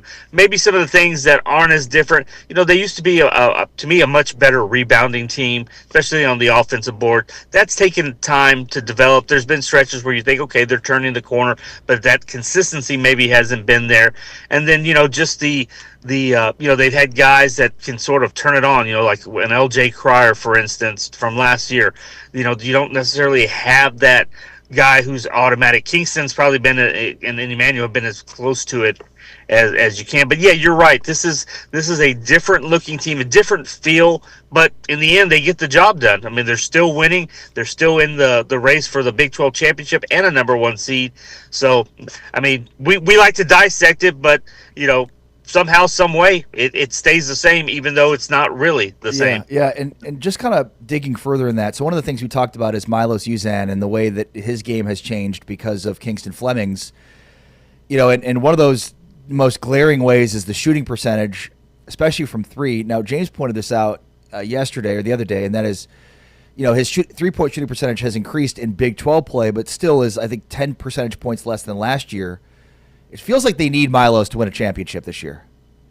Oh, absolutely, because in the games last year that mattered, yes, Milos was huge. The Arizona game on the road in the regular season, the Purdue game, and I believe the Tennessee game. I mean, he comes up with big moments. Yeah, the big moments. And there was a game recently. I think it might have been BYU. He delivers that shot that it may not fall off the box score, and you're like, okay, it's just another shot. But it matters in the moment. And that's the kind of guy he is. Kelvin describes him as steady. He doesn't have necessarily the gifts of a Kingston or the ability to just launch threes like an Emmanuel, but you know what you're going to get out of this guy. And you're right, his role changed this offseason. He was the point guard last year, and now he's sort of more of an off-ball kind of guy. But, if you look at him, it's an interesting dynamic going into tournament because they have two guys that are very capable of having the ball in their hands and directing things. And I think at times it benefits them because if you look lately at the stats, both of their assists are way up the last few games. And that's two's better than one in this situation because you can do different things. And now obviously Kingston is a guy that they want the ball in his hand late in the game. They want him to create and do things. But Milos is just as capable. So, yeah, it's an interesting thing to have kind of a co-point guard situation, but it has been something Milos has had to work through this season. Joseph, what will be the keys for Houston against Arizona tomorrow? Rebounding, continue doing that. Since the Texas Tech game where Kelvin was really critical of them, they've done a much better job, especially in the offensive end. You've got to match Arizona inside. That's sort of how they do things. Houston likes to drive the ball, get in the paint. It'll be interesting to see how the guards can sort of create and do things because I joked with one of the players yesterday. They've had a lot of teams lately that they play that just want to light you up from three and have made a lot of threes against Houston. Arizona's not that type of team. They're not built that way. They have two capable guards in Burrs and Bradley, but they like to do a lot of what they do inside. So not having Koa Pete there, that'll be interesting. But Houston knows that to win this game, they need to be physical inside, and they need to also avoid those stretches where they just kind of the offense goes AWOL for 5-6 minutes at a time. Yeah. So tomorrow we'll learn, Joseph, if they're going to be a top 16 or a right. 1 seed with top 16 reveal. The media one had them as a 1 seed. I subscribe to the belief. Honestly, it doesn't matter if they're 1 or 2 as long as they get the South region, which ends in Houston. Right. But I think they've got to win at least one of these next 2 games in order to be a 1 seed. What do you think? Oh, absolutely. I think the Big 12 champion gets a 1 seed. You can make a case for the Big 12 getting 2 of the 1 seeds. But yeah, you cannot go 1 and to me you got to go 2 and 1. 2 and 1 will clinch the conference because after that you have Colorado, Baylor, Oklahoma State. I think those are 3 winnable games. So yeah, if you go 1 and 1 the rest of the way here, it's going to be tight, and there could be a tie at the end. But you're right. The key is if you're a 1 or 2, as long as you're in the South. And if I'm UConn and I get that last 4 spot, do you really want to be the number 1 in Houston and play a number 2 Houston in its backyard? Yeah, it's just get into that regional, and the way things work out, it'll probably work out for them. Because that's going to be a considerable. I don't even know how much of an advantage there's been for a team, but that could be the biggest one that we've seen in the NCAA tournament. Joseph, when you look at Kingston Fleming's, I know that he didn't shoot it particularly well against K-State or Utah last week, right. But then he bounced back with a massive game up at Ames. I guess going into the Iowa State game, I was worried about him kind of hitting that mental freshman wall, but it looks like he's broken through that. What do you see? Yeah, and that came up yesterday. We asked him, how many games he played in high school versus is the load starting to catch up with them in terms of minutes and just amount of games. And, Kelvin's practices are pretty intense. So that all sort of wears on you. But he said that he's in a good place. It wasn't falling for him. He's not worried about fatigue. Maybe one of the differences, now that they get deeper into the season, teams are guarding him different. They have more to look at, more ways to try to figure. And he actually enjoys that. He says that he likes the challenge. And if you look at his numbers in the 7 games that they played against ranked teams, I think he's averaging close to 23, 24 points a game. So he's a big game kind of guy. He's made some big shots. But he said the wear and tear of his first college season hasn't really done much to derail him or at least throw him off any. It was sort of just 2 games that, he kind of, Kelvin, let's say they're human. He's not a computer. He just had 2 games where things weren't falling, but you saw it, and he bounced back pretty good against Iowa State and had a chance to pull off that game winner, but he slipped in the lane there in the final seconds. Mm-hmm. Joseph Duarte, Houston Chronicle. Always appreciate your time, Joseph. Thank you so much, man. Be well. Thank you, guys, for having me on. Yeah, appreciate you. The great Joseph Duarte, Houston Chronicle, joining us, breaking down his thoughts on Houston as the Cougs gear up for Arizona at home tomorrow, and then Big Monday at Allen Fieldhouse, and he just hit it there. They've never had a stretch of 3 top 10 matchups in a row, and have never or had just 3 other opportunities to play 3 ranked teams in a row, let alone 3 top 10 teams, which is Iowa State, Arizona, and now Kansas. It's insane, and to think that on paper, the easiest of those 3 would be at Kansas. That says a lot about the strength of the league, which, by the way, I brought this up yesterday. So the Big 12 had 3 teams that started the year 22-3, right? We've got Iowa State, we've got Arizona, and we've got Houston. No other league has done that since 1986. And it was the Big 10. And the eventual national champion was one of those 3. It was Indiana that year. Wow. And I would guess that one of those eventual national champs will be one of those teams as well. Same. Big 12 Radio, let's talk with Jason Scheer from Wildcat Authority about one of those teams. Of course, Arizona and Houston. Let's get the Arizona perspective of that next. It's Big 12 Today, Big 12 Radio, presented by Modelo and heard on TuneIn, watched on Big 12 Studios. Check out the top plays from Big 12 men's basketball starting 5.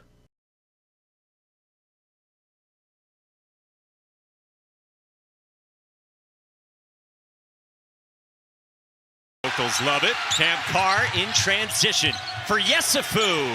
And he knocks it down. Seen so much of that from DePonsa recently. Yesufu loves these tough fallaways, and he got it to go. Baylor by 9 in search of a marquee victory. Where time moved it, Yesufu hoists it. And he gets the roll. Writes up to 19 points. Baylor in search of an answer. Yesufu rises, and he buries the 3. Super impressive from the likes of Council and Badunga for Bill Self's team. Yesufu with a big 3. Can't hit from 3. They would love to get him going down the stretch, shooting the basketball. Agman pulls again. Follow from Yesufu. 12-point game, just inside of 3 to go, and Wright turns it over. Yesufu scores it and a foul! Against multiple Cougar defenders. Great job by Ratai to not foul there. And then Yesufu comes as the trailer, initiates some contact, takes the bump, and the basket. Marcus Johnson needs to go in the Hall of Fame. It is overdue that Marcus Johnson is not in the Naismith Basketball Hall of Fame. Yesufu inside. This neutral site game between Baylor and 24th ranked Louisville. Hesitation by Yesufu, but it doesn't matter. He drains a 3.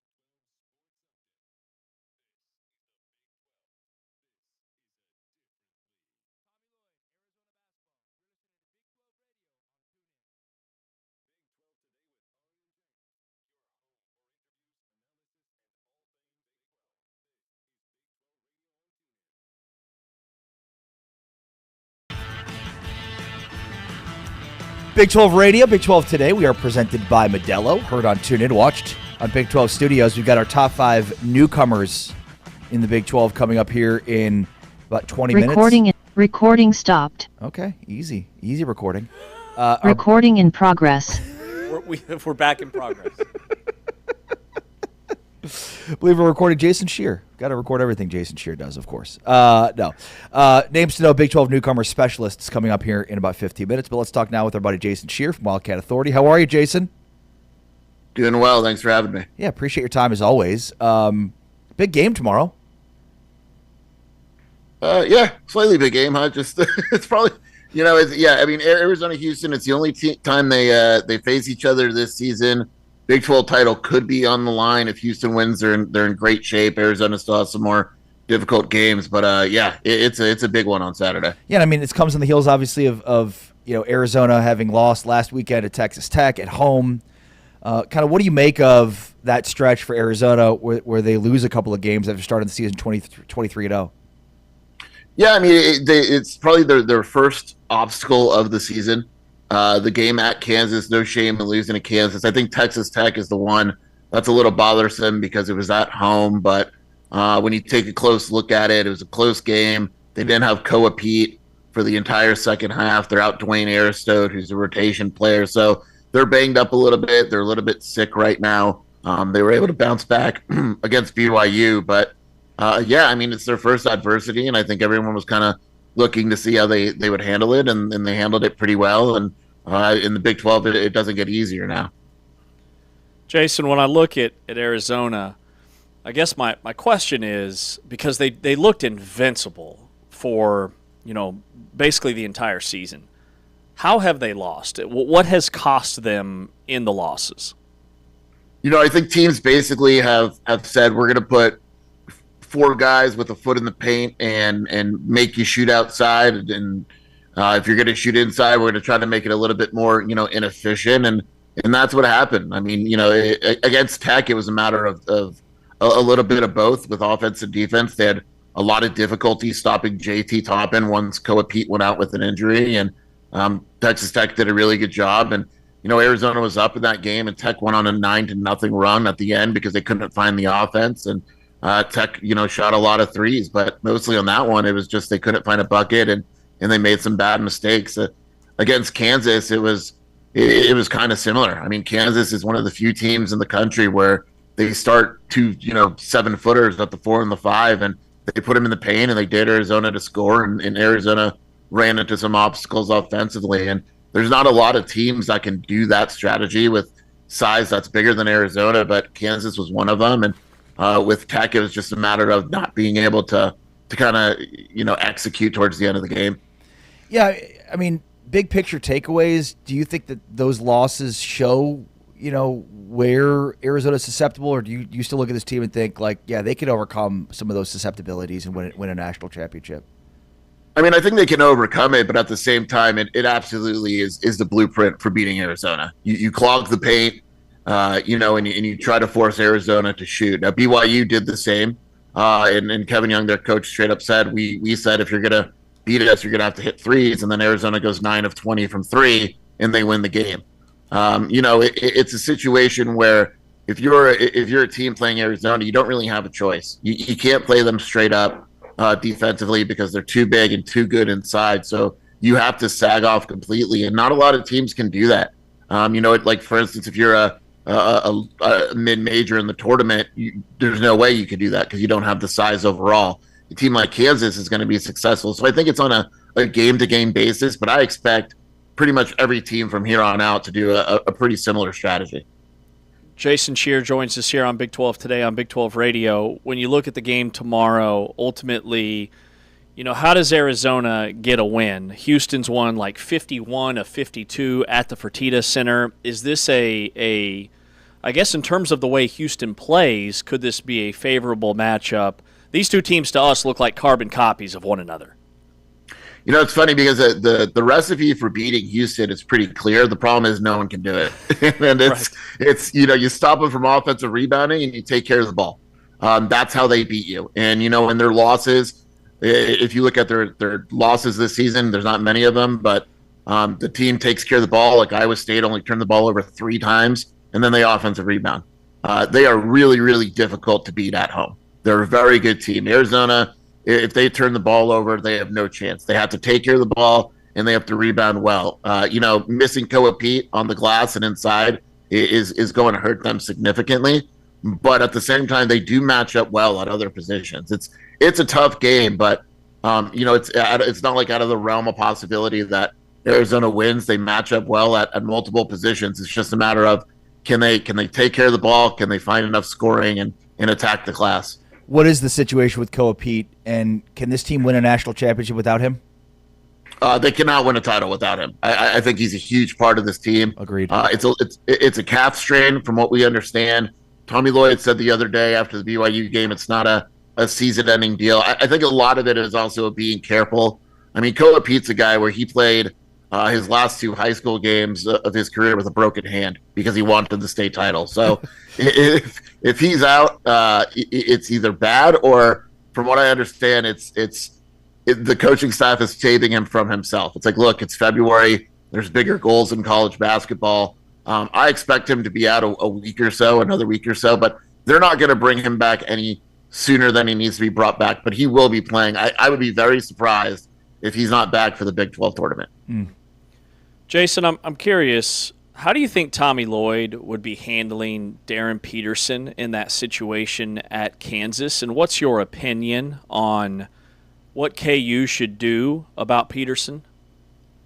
It's a tough situation on the KU aspect because you've got a player that is so talented. And if you just kick him off the team, it could resonate with other 5-star prospects. People pay attention and all that. At the same time, it's hard. Tommy Lloyd is someone – I don't think I've ever heard Tommy Lloyd throw a player under the bus. He does not do it. And so I'm guessing he would, do something similar to after they played at Kansas and they lost, he got like 2 Darren Peterson questions, and then he said, look, this isn't about Darren Peterson. Kansas is a really good team. And I think he would do something similar if it was his team, where being like, look, guys, we have, 8 other guys. Let's, Darren Peterson's going through it. Let's love him. He needs support and all that because he's a different type of coach. It's a tough situation because he's so talented that even when he's playing like 18 minutes, he's scoring 20 points. So if I'm Bill Self, though, me personally, and I know this, some people agree, some people disagree. I think you're at the point in late February where you got to sit him down and say you're in or you're out. Because I think that there's a lot of value this time of year in consistency, where even if you're like, look, you're going to give me 20 minutes a game, and even from there, if you play more, that's great. But I got to at least know I'm going to get 20 minutes a game from you. Mm-hmm. And if you can do that, you can manage the 20 minutes or whatever it is, I think it becomes easier to do. Yeah, I agree. I mean, I'm to the point and have been where I feel like Kansas should move on. And even if it says something to other 5-stars, like I'm fine with that. Because, this has been – because you don't want it to happen again. Yeah, and like as much as I'd love for Kansas to add Tyron Stokes, like there's definitely some talks about he's similar in that way. And, I think like this is indicative of agents being involved now from an earlier period of time. And Jason, I'm sure you see this. Like, there was a unspoken rule for agents forever that you didn't go after high school kids. But now you're playing a losing game if you're an agent and you're not. So like they're involved earlier and earlier. So, like just the prospect of having these guys more rested and not having as much wear and tear over the course of the rest of high school and into college is something that agents are probably more and more heavily involved with because they're trying to play to the best interest of their client, and as they should. We're talking about literally hundreds of millions of dollars here versus a couple of million at this college level, which I get that that's a lot of money for us, but like Darren Peterson is staring directly at hundreds of millions of dollars in NBA money in the future. I actually respect the situation more if Darren Peterson just straight up said, look, I've had some cramp issues. I want to be cautious. I'm shutting it down. Yeah, I think totally everyone would understand it. You're like, yeah, look, I get it. You're making more money than all of us. I totally get it. Thank you for being honest. But when you go and he's got cramps and then he doesn't do anything on the bench, and then all of a sudden his agent is behind the bench talking to the associate AD in the middle of the game, something's fishy. Like it's not going to sit right with a lot of people, and it shouldn't. So it's at the point where, if Bill Self went to him and like, look, you're in or out. That's it. Like I need to know, especially this time of year. and he says I'm out, I would actually understand it more than what he's doing. Yeah, and I the reason I love to get the Arizona perspective is you've got Koa Pete, who's going to be a lottery pick. You've got Braden Burries, who was battling an illness before the BYU game and still played 30 minutes in that game. So can you add anything from the Arizona side and how they're handling those freshmen and Tommy Lloyd dealing with agents and families and everything else that comes with the 5-star prestige? Yeah, I think these guys are just different too, like with Burries and Pete. I mean, Pete comes from a family of athletes. I mean, and NFL players and all that. And again, like they're having to save him from himself a little bit right now. If it was up to him, he would be limping up and down the court. He's just a different guy. And Braden's the same way. I mean, Braden's dad handles a lot of his stuff, and he's awesome. The dad is just an awesome guy. And, Braden has an IV right after the game the other night and has the flu. And, it just toughs it out. And I think that's one of the things that have made these guys so successful. Tommy's done a great job with agents. I legitimately haven't heard of any internal strife since he's been here with agents and stuff like that. And that's unique. And I think he has good relationships with certain agents. And, he does not get involved in circus recruitments. Tommy will not do it. He won't get involved in bidding wars or circus recruitments.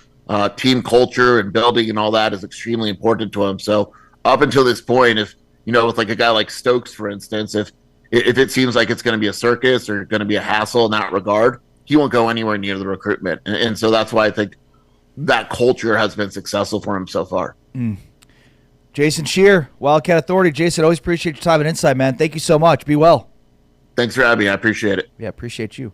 Jason Scheer joining us here, Big 12 Radio, Big 12 Today. Heard on TuneIn, watched on Big 12 Studios. You mentioned Tommy Lloyd kind of staying away from the fray. I mean, look, in our conversations with Kelvin Sampson, go back and listen to some of those interviews. He talks about, he's recruiting the parents as much as he's recruiting the players. Mm-hmm. He talked about like when, in the recruitment process, the parents are as much involved in, but once they're on my team, the parents are out. Right.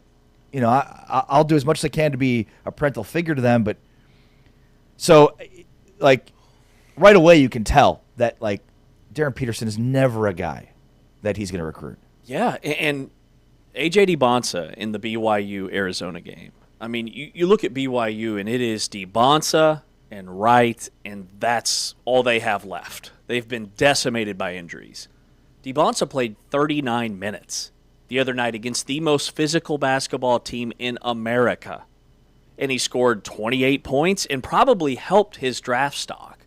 And his dad is very involved. He's courtside at every game, but he doesn't get in the way of what Kevin Young is doing with that basketball program.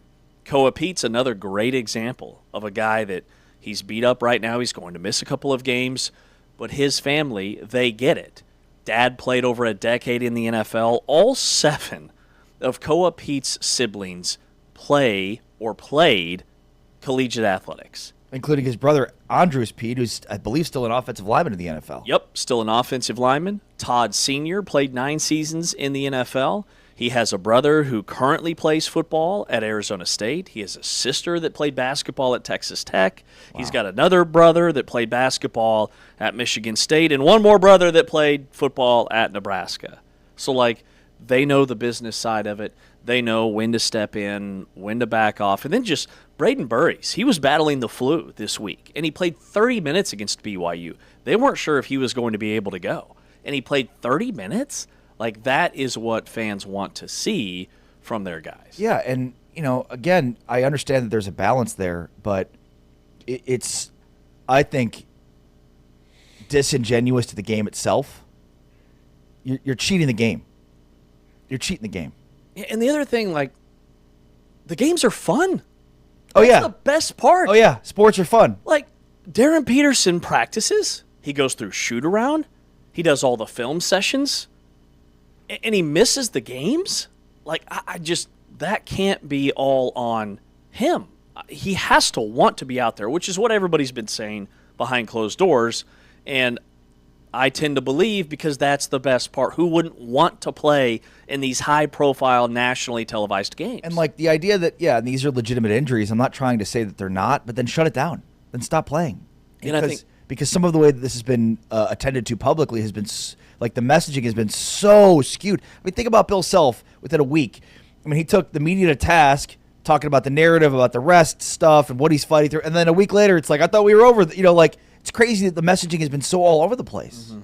And Darren Peterson, I would say it's clear by this point it's February 20th. I wasn't ready to make these claims back in December or even early January. Yeah, you beat me to it. But it's clear that he has not done a great job of building his circle around him, which is a huge part of the business side as you get ready for the NBA and all this superstar talent and potential. I can see why college coaches and NBA GMs are starting to be more outspoken and have concerns, because does that stuff travel? His game travels, but does all the agent stuff travel to the NBA where it's load management right away? And hey, we're playing on a rookie contract. We've got to manage our playing time so that we can get that max contract in 3 to 5 years. So I get it. Or if it goes the opposite way, which is the kid gloves are off, does he have the capabilities of fighting through? I mean, ultimately, Darren Peterson will be judged as a NBA player by his ability to play at a high level in playoff games. Well, NBA playoff games, that's a lot. You're talking about a best-of-7 series. Oh, it's a long season. The playoffs are basically a quarter of the actual season if you play 7-game series over multiple series. So you have a little bit of uncomfortable. Are you able to fight through that? Because you haven't really had to your entire career so far. You haven't been asked to. Suddenly you're going to be able to do that? Great point. And early in November and December, you could make a case that Darren Peterson was helping Darren Peterson by managing his minutes and working through these injuries that he had a different one just about every other 3 or 4 days. But now, we're at the point where he's no longer helping himself because either he has serious injury problems that NBA scouts are going to be weary of, or he has not surrounded himself with a cast of his people that are without drama. There's a ton of drama there. If he's not actually hurt and this is all load management stuff, NBA teams don't want to deal with that. Now, they're still going to take him number 1 or number 2, but I can understand why they're starting to back off a little bit of this, Darren Peterson's just hurt stance. That's James Wesley. I'm Ari Tepkin. It's Big 12 today on Big 12 Radio, presented by Modelo. All right, names to know, Big 12 newcomers. Remember, the offseason never sleeps, especially here on Big 12 Radio. We are breaking down the top 5 newcomers specialists. That's next. It's Big 12 Today, Big 12 Radio. Kick returners, punt returners, punters, kickers. It's all next. It's Big 12 Today, Big 12 Radio, presented by Modelo. Heard on TuneIn, watched on Big 12 Studios. Check out the top plays from this week's Big 12 women's basketball starting 5.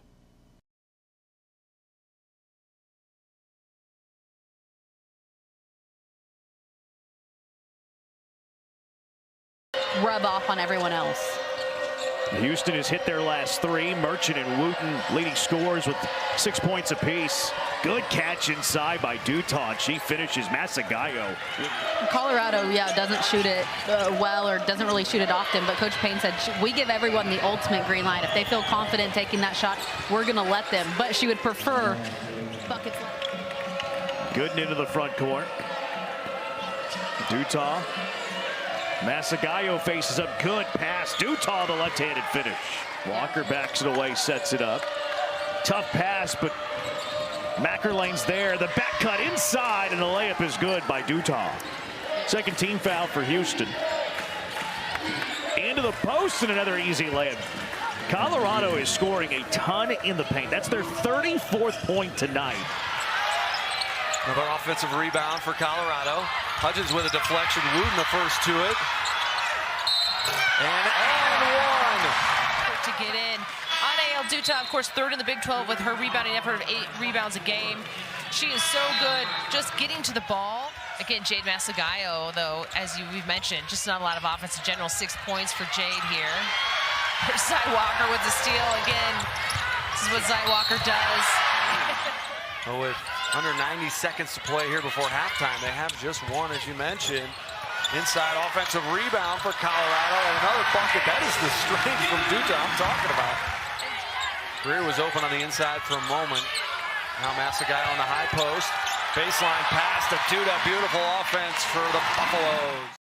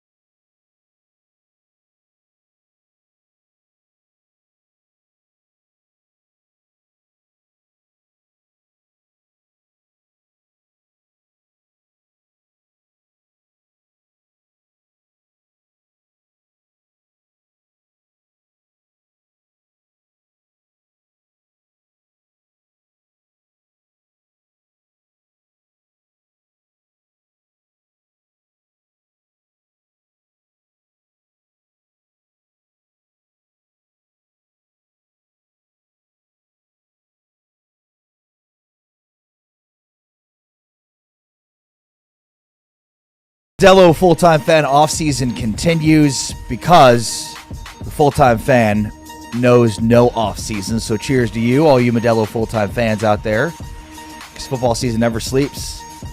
And, of course, as we know, off-season optimism is mandatory.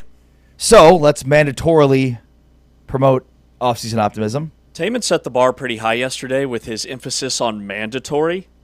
I mean, he was all over it. He was saying mandatory before I could finish the sentence. So now I feel like the bar has been raised, and I'm doing the best I can. Yeah, I'll try to follow suit as well. All right, so in light of that, we're continuing our series, taking a look at the top 5 newcomers at each position group across the Big 12 in a little series that we have titled Names to Know, Big 12's top newcomers. And today we're looking at specialists. We'll conclude this series next Tuesday with quarterbacks.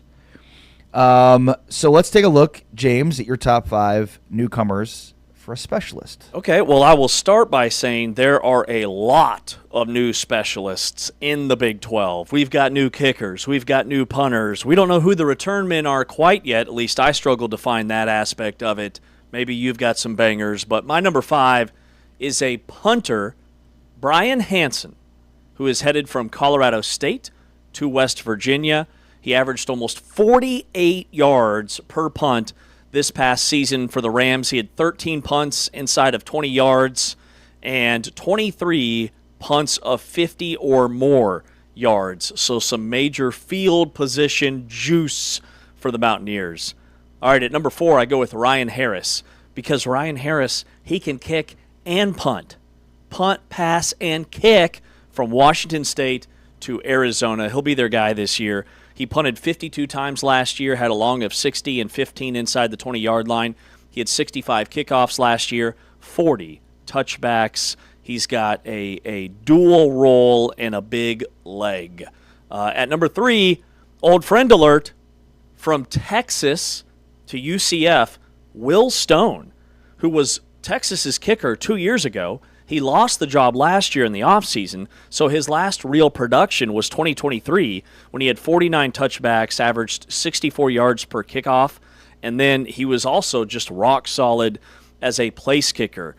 He's got a powerful leg. He'll be really good for UCF, and they struggled in that department last year. UCF has completely overhauled their special teams. All right, at number 2, back to the kicking game, I've got the Kansas Jayhawk, Martin Cunnington, who was Michigan State's kicker last year. He was 6 for 7 from inside 30 yards, but he was 5 for 5 from 30 to 39, and then he was 1 for 3 from 50+. He also made all but one of his point afters, a 97% clip on extra points. He's automatic from like 40 yards and in, where he was 11 of 12. So Kansas gets a proven, reliable kicker for Lance Leipold.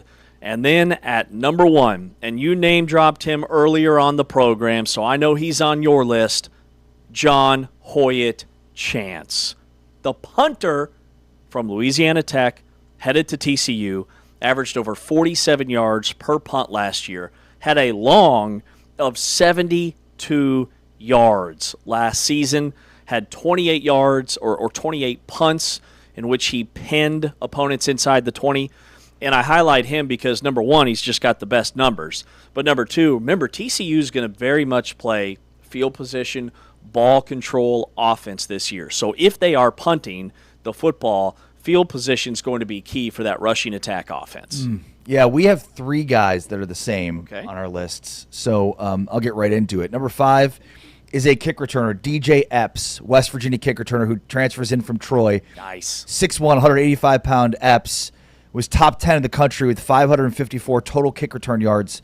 He also added 47 catches for 502 receiving yards and 5 scores. So, yeah, I mean, I think to your point earlier, a lot of these kick return, punt returner races will be decided in spring and fall camp, but certainly a guy that I expect to be the kick returner for West Virginia, DJ Epps, transfers in from Troy. He's a big-time kick returner. Again, top 10 in the country in total kick return yards last season. Number 4 for me is a guy you also did not have on your list, which is Sam Keltner, the kicker for Oklahoma State, who transfers over from SMU. In 2025, he was 14 of 20 in field goals, 70%. 36 of 38 extra points, so 95%. Also handled kickoffs, 76 kickoffs, 62 average with a 55.3% touchback rate. So Sam Keltner, the Oklahoma State kicker who comes in from SMU. Number 3 for me is the Kansas kicker from Michigan State, Martin Connangton. You mentioned he was 12 of 16 overall from field goal, 11 of 12, though, from inside 40, so he's basically automatic inside 40. Gets a little iffy outside there, but also automatic at extra points. So, I mean, he's Mr. Reliable. You know exactly where your range is going to be with him. You know, anything inside of 40 should be a no-brainer. And outside of 50 might be territory for Kansas to go for it. But, probably the best place kicker in the transfer portal to enter into the Big 12. He's from Michigan State. He transfers to Kansas. And then I have 2 putters, 1 and 2. Number 2 is John Hoyt Chance, the punter and kicker for TCU from Louisiana Tech. 47.3 punt average on 66 punts, had a long of 72. He had 28 inside the 20, 33 punts of 50+, and then also really good on kickoffs. So he's multifaceted, both a punter and kickoff guy.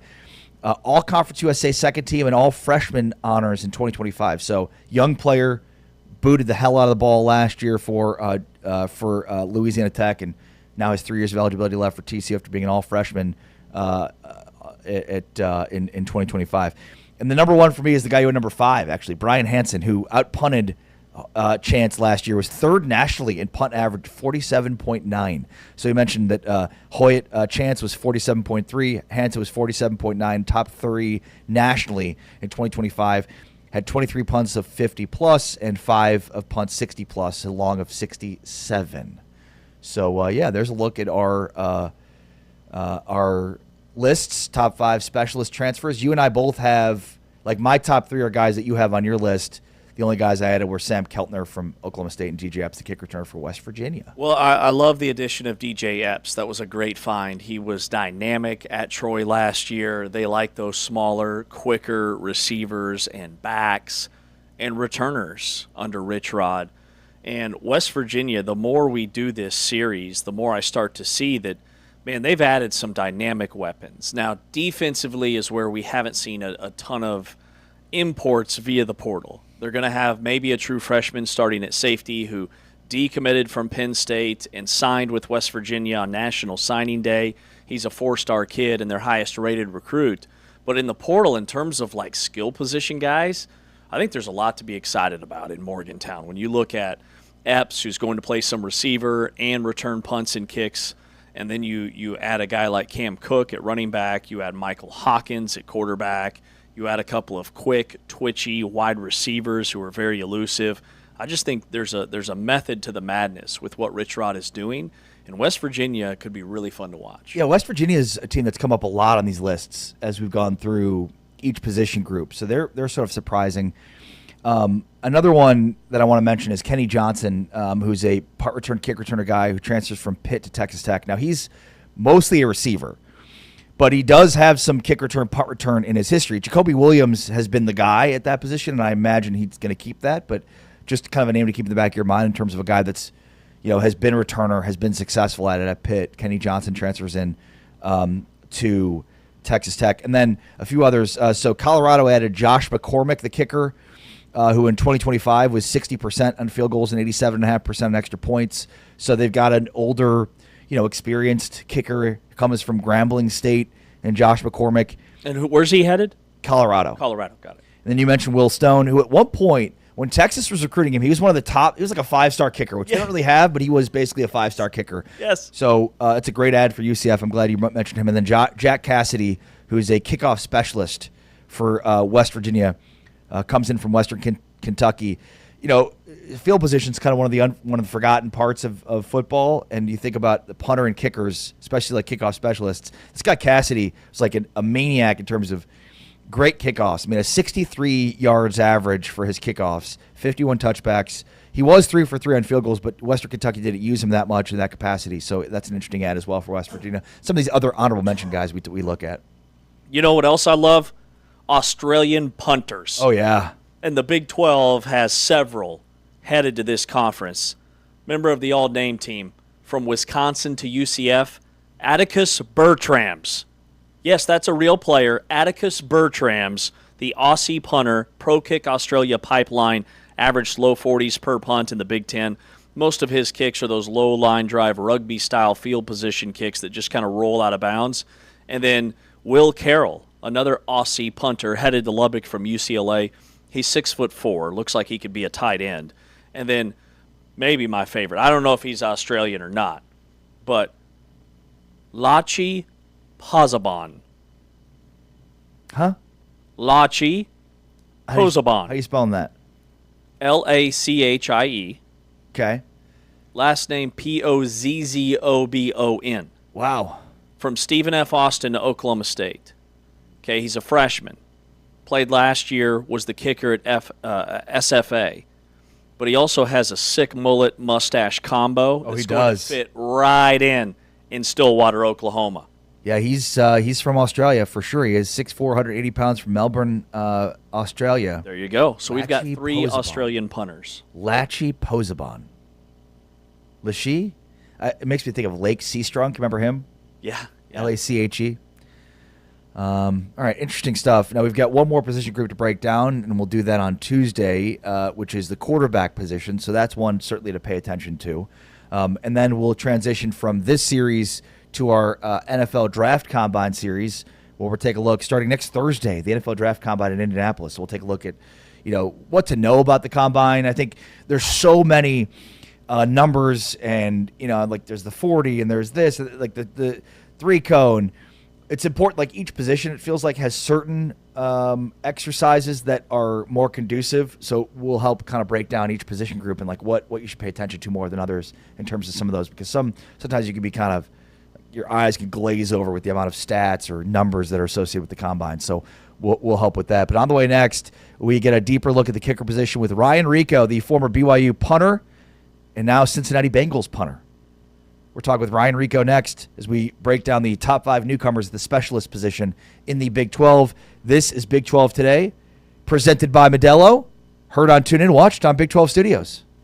Check out the top plays from the Big 12 women's basketball starting 5.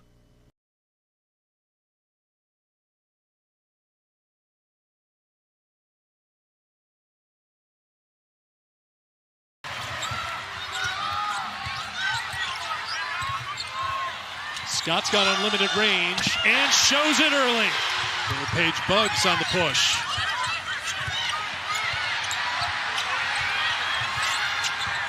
Scott will try a deep 3. Finally, the drought ends for Baylor. Asked Mark Campbell about Hunter initiating the offense. He said, we're trying to do that to give Miles a little of a break. Turnover by TCU. Scott will launch a deep 3. You think about a player like Olivia Miles, right? Doing what she did with a 40-piece on the Bears as Talia Scott once again getting to the free throw line and playing through the contact for the finish.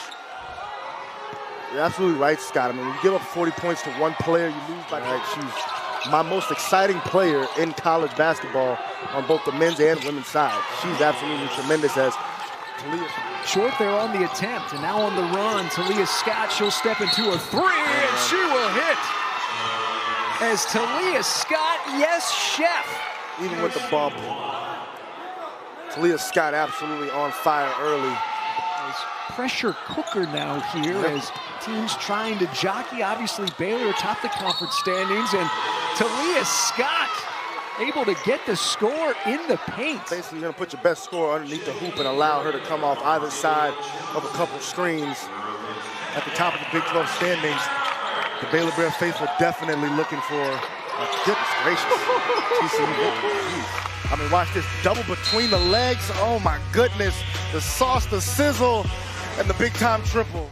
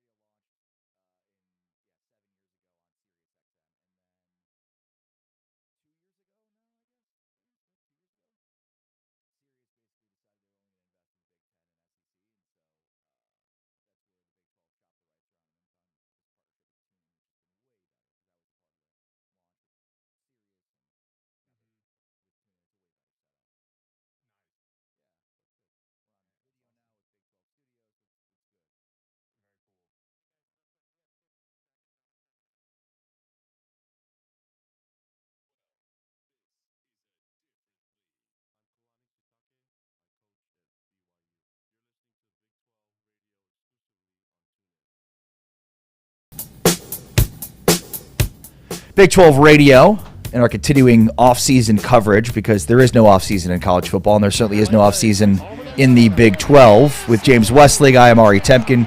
So great to have you with us today and every day here on your home for the Big 12. This is Olivia Miles from TCU, and you're listening to Big 12 Radio exclusively.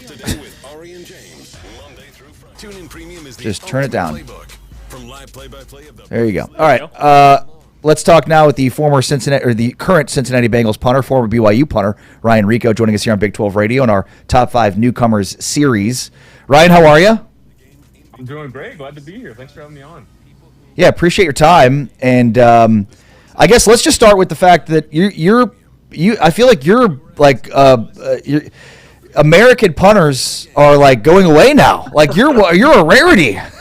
I know, a little bit of a dying breed, especially in college. That is not false. I mean, it's wild how much it used to be like, oh, there's a few Australian punters. Now it's like everybody's Australian. It's wild to see. Like, we got to figure out a way to get more Americans punting again, I guess. I know. We need to go start raiding the high school soccer teams again, because I feel like that's how it used to be, and now it's like, all right, let's go raid Australia and find their best punters. So it's definitely been a shift over the years. It's punting is such a forgotten art, especially when it comes to football and analysis of football. And so I'm glad we've been able to focus on that in the series where we break down each position group. How do you become an NFL punter? What goes into becoming an NFL punter? Give us the art of punting. Yeah, the art of punting. I mean, I started my freshman year of high school. I was really fortunate. So my older brother, he was a punter. He played in college at the University of Idaho. And so for me, I was already had a little bit of a head start in that sense, just being around, seeing him do it during high school. But really, I feel like the biggest thing that helped was soccer. All growing up, you kind of have to develop that hand to foot coordination, which doesn't come quite as natural here in America. But Europe, Australia, they're definitely... I mean, soccer is their basketball essentially. So they're used to kicking and doing all those things. But then from there, I feel like it's a really repetitive motion. So it's just getting as many reps in as possible. And I've gone to a lot of different coaches, been around a lot of different guys, and you just kind of pick up different things here and there. But ultimately, I mean, if you look at the punter position in particular, the body types, especially in the NFL, but really in college, no two punters really look alike. And I think that's one of the cool things is there are some basic fundamentals that will work for everyone. But then to really kind of excel, I feel like you find out what works best for you and kind of what makes you tick in particular. And then from there, you just try and perfect it. You try and dial that in until you can get really consistent and just be able to call on it when the moment is needed. Man, well, you're an awesome story. Like, undrafted, wins the job, breaks an NFL record in his debut, all-rookie team. So when did it hit you? When was like your, man, I belong here moment? Oh, man. I feel like ever since college, NFL was definitely the goal. I was like, okay, I know I have the ability to do it. But I knew that there's so much more than just ability, because there's so many talented punters, kickers. It's for every position in the NFL. There's so many talented players. And so then it's just, okay, can I get in the right situation? And then when the opportunity is there, can you capitalize? And so that first game was a whirlwind, and like it seriously felt like the quickest game ever. But I remember meeting my wife after the game, kind of up in the family area, and she's just like, did you realize what just happened during that? And I was like, not really, but it was awesome. And I feel like from that point, it was like, okay, absolutely, I know I belong here. I just need to go and do that every single time and continue to prove myself, because that's, for me, like, I love having a good game, but to me, it's so much more impactful to be able to look back over a whole season and be like, okay, it wasn't just a game here or there. I was a consistent weapon every single time. And so that was definitely kind of the moment where it's like, all right, like I think I can do this. I think I can make a a splash in the scene, but it's been a whirlwind, and it's been so many blessings, so many so many instances where I just look back and it's like, okay, God is definitely watching out for me, and he's putting me in the right spots. Yeah, I mean, I remember, so, we've done this series, we talked to a lot of alums, and a lot of them, especially if it's BYU, Houston, Arizona State, Colorado, didn't play in the Big 12. You did. You had you recovered a fumble on a punt by Texas Tech at a game. Yep, I remember that. So, that's not a normal stat for a punter, I would imagine most punters trying to avoid the fray. They punt and then they get off the field. But you're 6'4", you're built to be on the field. Yes. No, I remember when I first got to BYU. For me, I always thought that they were recruiting me as a punter, kicker kind of specialist. And so I get back from my mission, and I was talking to the special teams coordinator, and so he's like, "Okay, so you gonna try to play D end or tight end, something like that?" And I was like, dude, you recruited me as a punter. I played tight end 1 year in high school, and that was my freshman year. It wasn't even my senior year. And they saw me working on punting and holding. They're like, wow, you're really serious about just doing special teams. I was like, yeah, well, that's what I was doing the whole time. I didn't see whatever you guys were seeing before. That's amazing. So Ryan, take us inside the locker room in terms of your day-to-day. What's the first thing that people maybe don't understand about being a punter in an NFL locker room?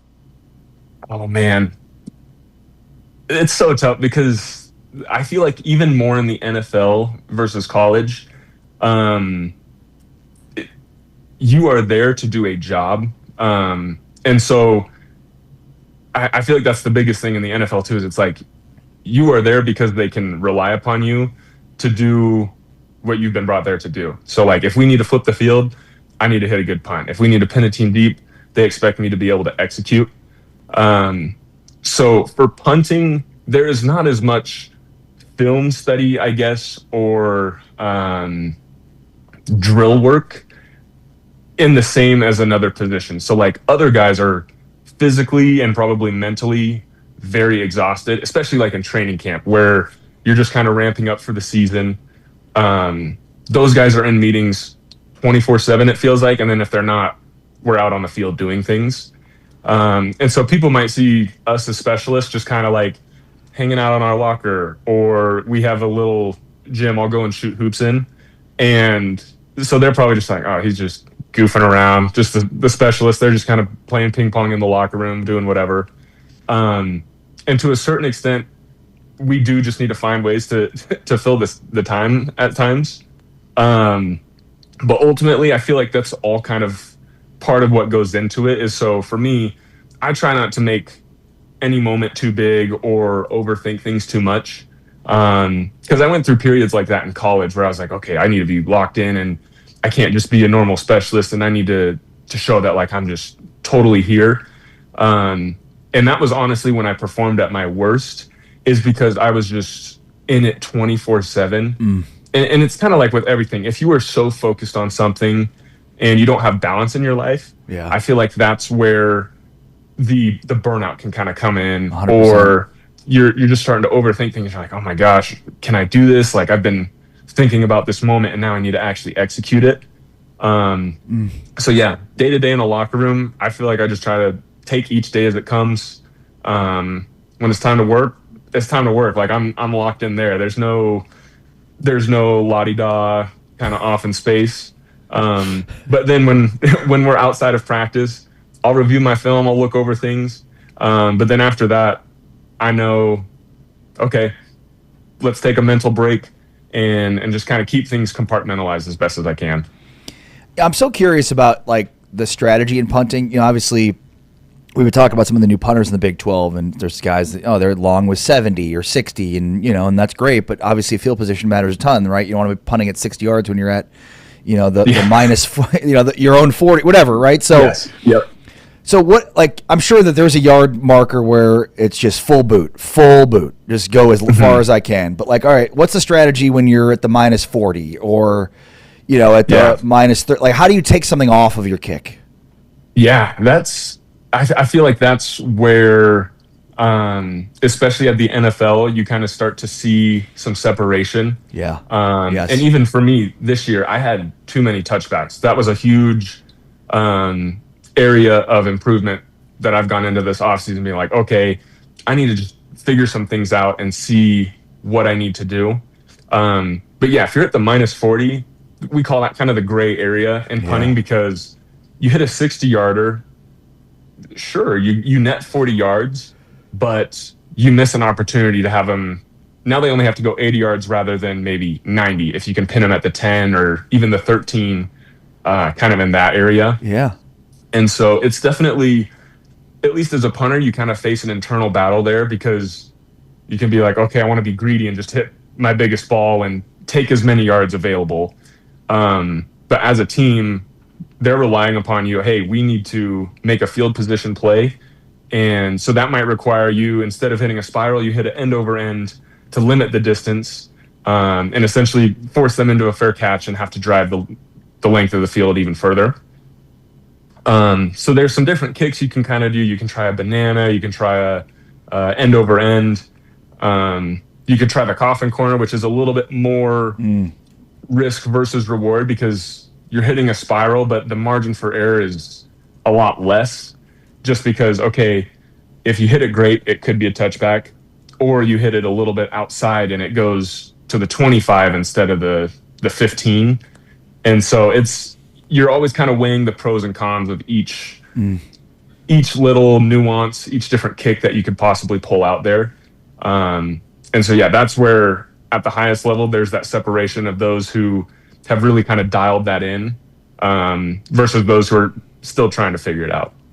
That's awesome stuff. Ryan Rico was a punter at BYU, punts for the Bengals in the NFL, joins us here on Big 12 today on Big 12 Radio. An incredible story from undrafted to winning the job to the all-rookie team, broke an NFL record in his debut. So, Ryan, do you prefer to punt in a defensive slugfest where you're on the field a ton, or a shootout where you're not out there much and you know that, man, the stakes are high because you've got to help out the defense after they've been struggling?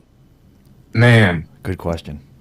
Both of those are a dream come true. Like, I'm getting to punt either way. Obviously, oh man, that's the thing. In either of those instances, either the offense isn't doing well or the defense isn't doing well. And so then it's like, you're going to be a little bit selfish. I would say probably an offensive shootout, just because when those stops come so few and far between, and the moment is like, hey, you haven't had to punt a lot, but we really need you in this moment. I feel like that's where, like, those competitive juices, like, they're maxed out. You're like, okay, hey, this is the moment. I haven't punted since warm-ups, and now it's the fourth quarter. Like, I got to go and bail us out. I feel like those are the moments that you kind of dream about, you practice. And then when you are able to execute, there's no better feeling than just like, hey, I didn't get a lot of opportunities, but I executed when they needed me most. And so both times, if I'm getting to punt, I'm happy. If I'm getting to hold, I'm happy. But I would say out of those two moments, probably the offensive shootout. Awesome. Great stuff. Ryan Rico, former BYU punter, currently with the Cincinnati Bengals. Ryan, thanks so much for your time, man. This was awesome. Appreciate you very much. Absolutely. Take care. Thanks so much. Thanks, Ryan. Awesome. Great stuff. Ryan Rico, the Cincinnati Bengals punter. Dude, that's so cool. Like, the art of punting, man. It is an art form, and the pressure that these guys are under each and every time they're out on the field. I've never talked to an NFL punter before. We've had a lot of guests on this program, so it was really unique to kind of get the insights into what all goes into the job and the off-season training. He's listed at 6'4", 235 pounds. That's why they were asking him, BYU, are you a defensive end? Are you a tight end? What position do you play? Well, I punt. You recruited me to punt. I don't think I can play at this level of defensive end. If you'd like to try me there, be my guest. And but just the mental fortitude, knowing that if things go wrong, and I know you can't look at it in this light, right? Knowing that, man, one shanked punt and I could be out of a job. To go out there each and every 5, 6, 7 times a game, however many it is, and just continue to be that consistent. It's It's a lost art. Well, and yeah, I mean, I think that there are certain positions in football that you basically have to be 100%. Yeah. You know, like kicking, punting, long snapping, holding. You cannot miss. You cannot miss. Yeah. And if you do, it's magnified and you become, a pariah. Mm-hmm. You would just have to do your job every single play, every single time. Yep.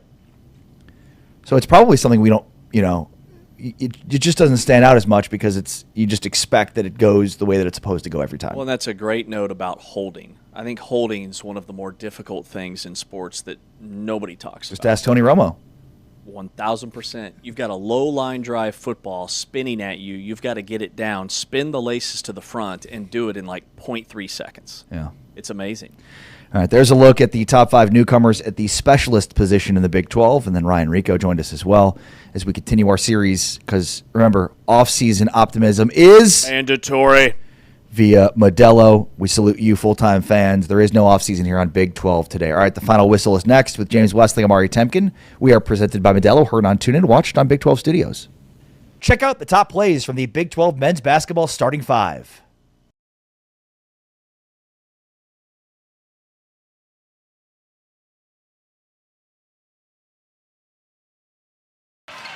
Good defender, but they need his offense. They need him to make some shots. He has struggled from 3 in the last 7 games. Rob Wright buries a 3 in front of the Baylor bench and turns around to the student section. Said he learned all the bad words first from his high school teammates. Told us that just had a dream to come here. Rob Wright cans a 3, and Rob Wright has come up to play as well. He's got 11. Left it short. Wright the rebound. BYU down 7 in transition. Wright stayed patient. Nice step through. There's the pivots that I'm talking about. So smart for a smaller guard. DiBanza for Wright. Wright on the drive. Oh, he scoops it up. And then just get into the paint, the little scoop, and score. Wright got the switch from Carr. Wright goes spinning. Playing off 2 feet. It's blocked by Carr.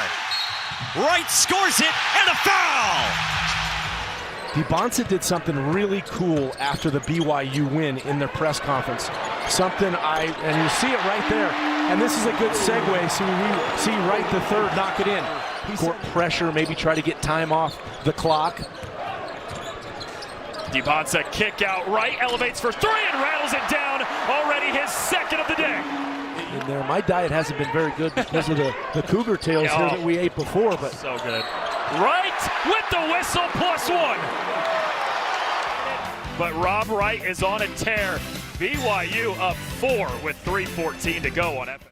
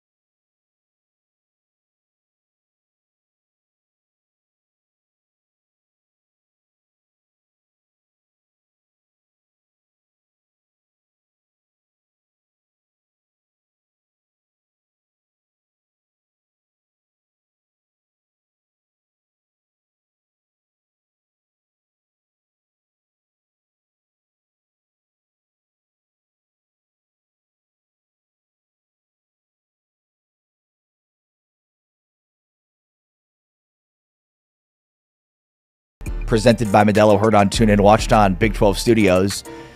James, we talked right around the trade deadline about how, in the NBA, about how many teams would start to tank, and it was like 10 teams were in it to win it for the tanking, and it's gone to epic proportions. This tanking is it is like the basketball games that are being played are horrific. There's 10 teams that are sinking. And so we're just going to have, like, for months, horrendous basketball. Like, I am not exaggerating here. Big 12 basketball down the stretch of the season is going to be better, have a higher level of play with arguably more talent than many of these NBA games that we're seeing. Absolutely. We're already seeing it now. And Jay Williams was talking about this the other day. The quality of play in college basketball is getting better on a year-over-year basis. Like last year's NCAA tournament was fantastic. Houston and Florida and Duke, those teams were connected. They were a well-oiled machine by the end of the year. We're seeing that this year too. Turnovers are down. Houston's leading the nation in fewest turnovers at like 7 per game.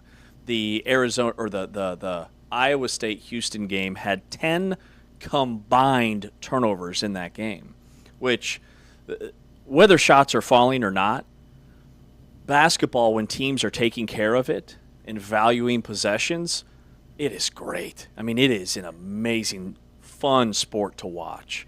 Well, and I just showed you a clip between the Raptors and Bulls from last night where, like, there was basically 4 consecutive turnovers back and forth. Yeah. And the Raptors aren't even one of those teams that are tanking on purpose. Right. The Bulls are.